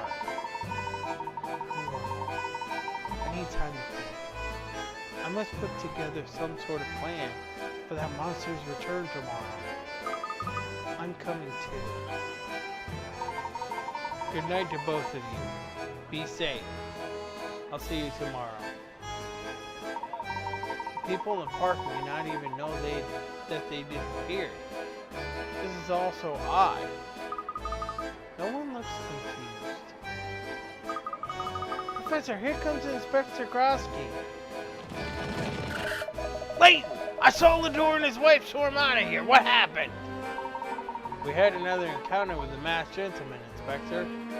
Impossible! I was on the scene. How could I possibly have missed it?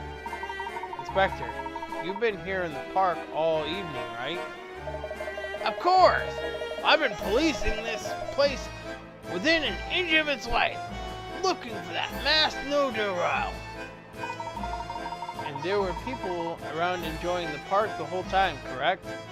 Yes, unless some of the people weren't enjoying themselves and were faking it the whole time. Is that it, Layton? No, nothing like that.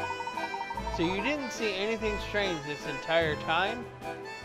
Professor, it sounds like Inspector Grosky doesn't think he disappeared. Yes, I believe you're right, Luke.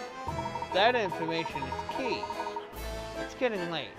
Let's go back to the hotel and think this through. Inspector, you should know that the masked gentleman warned us that a final miracle will happen tomorrow. He also said it would be visible from anywhere in the city, so we must prepare for a large-scale event. Please report this to Chief Sheffield and have him post extra officers in the streets. Right away! Grosky out! Let's get some rest. We'll resume our investigation in the morning. What could he be planning for tomorrow that can be seen from anywhere in the city?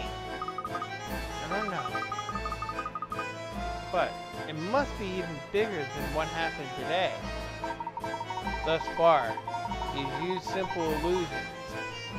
However, the larger the act, the more difficult it is to see through. Professor, do you think there really is a curse on that mask? The only curse was, I should have been a better friend. That was the only curse.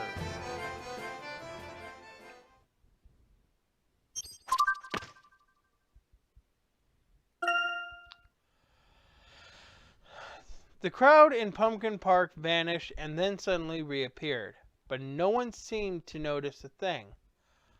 What could have happened to all those people in the meantime? Everyone in the park leaving at once seems highly unlikely, to say the least. When we followed the masked gentleman back into the tower, the crowd reappeared. How?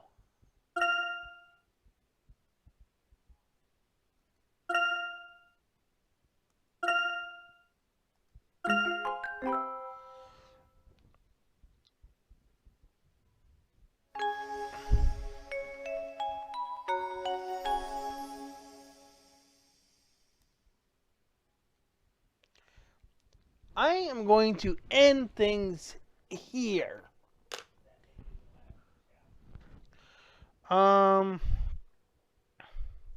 No, it's not.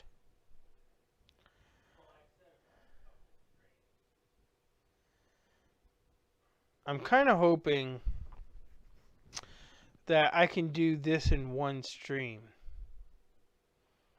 Though this one is going to look a little different for some reason.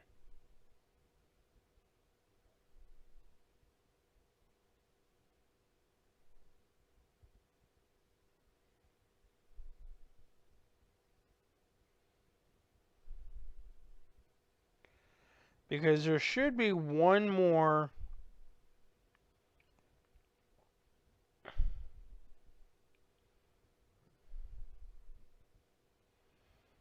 There should be one more chapter after this next one.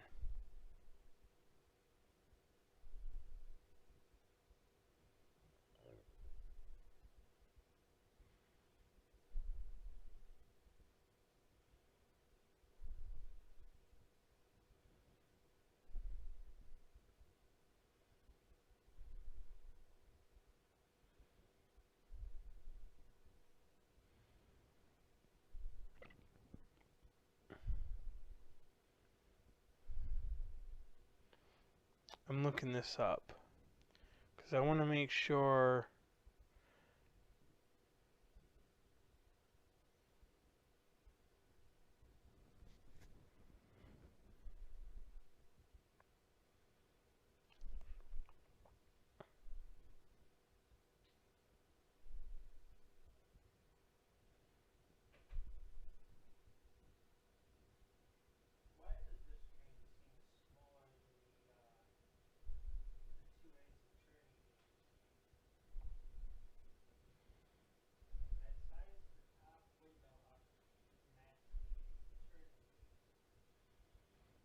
Okay.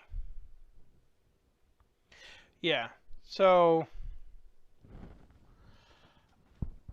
we're going to. Your mind is blown. Alright.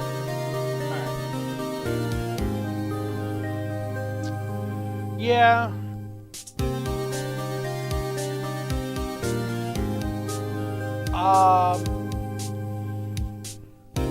I would have to say.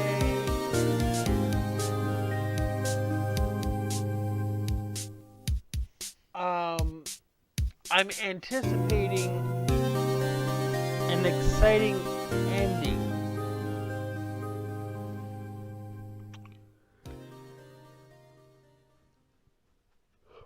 Alright.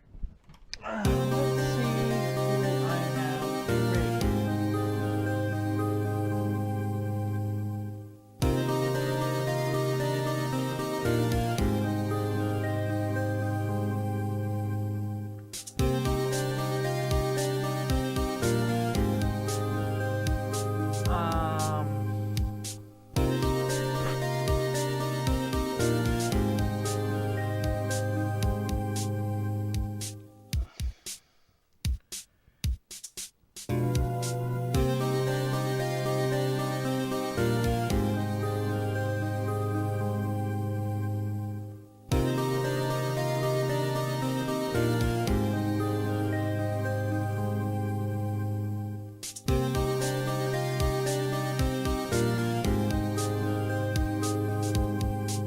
I think we're gonna raid Emulator.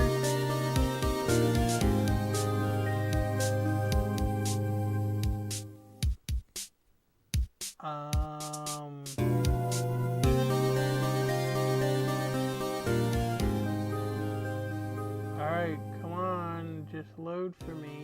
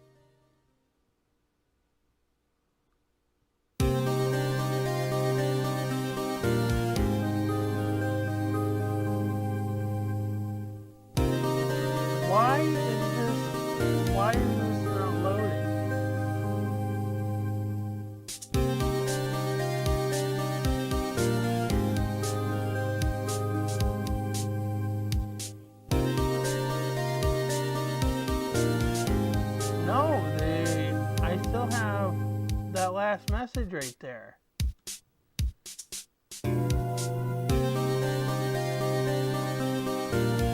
I can't refresh because it's still loading the page.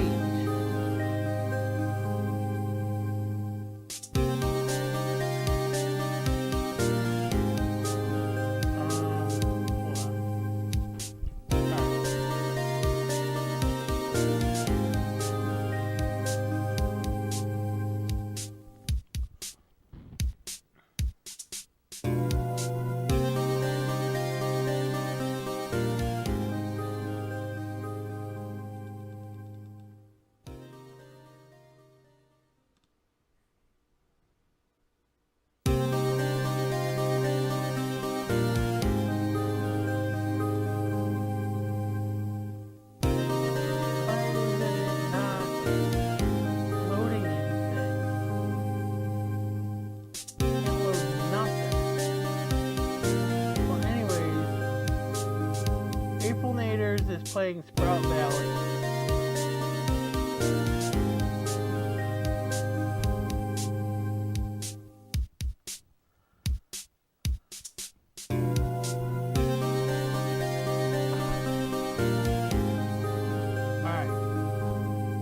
Alright. So give her a like and a subscribe, and we are out.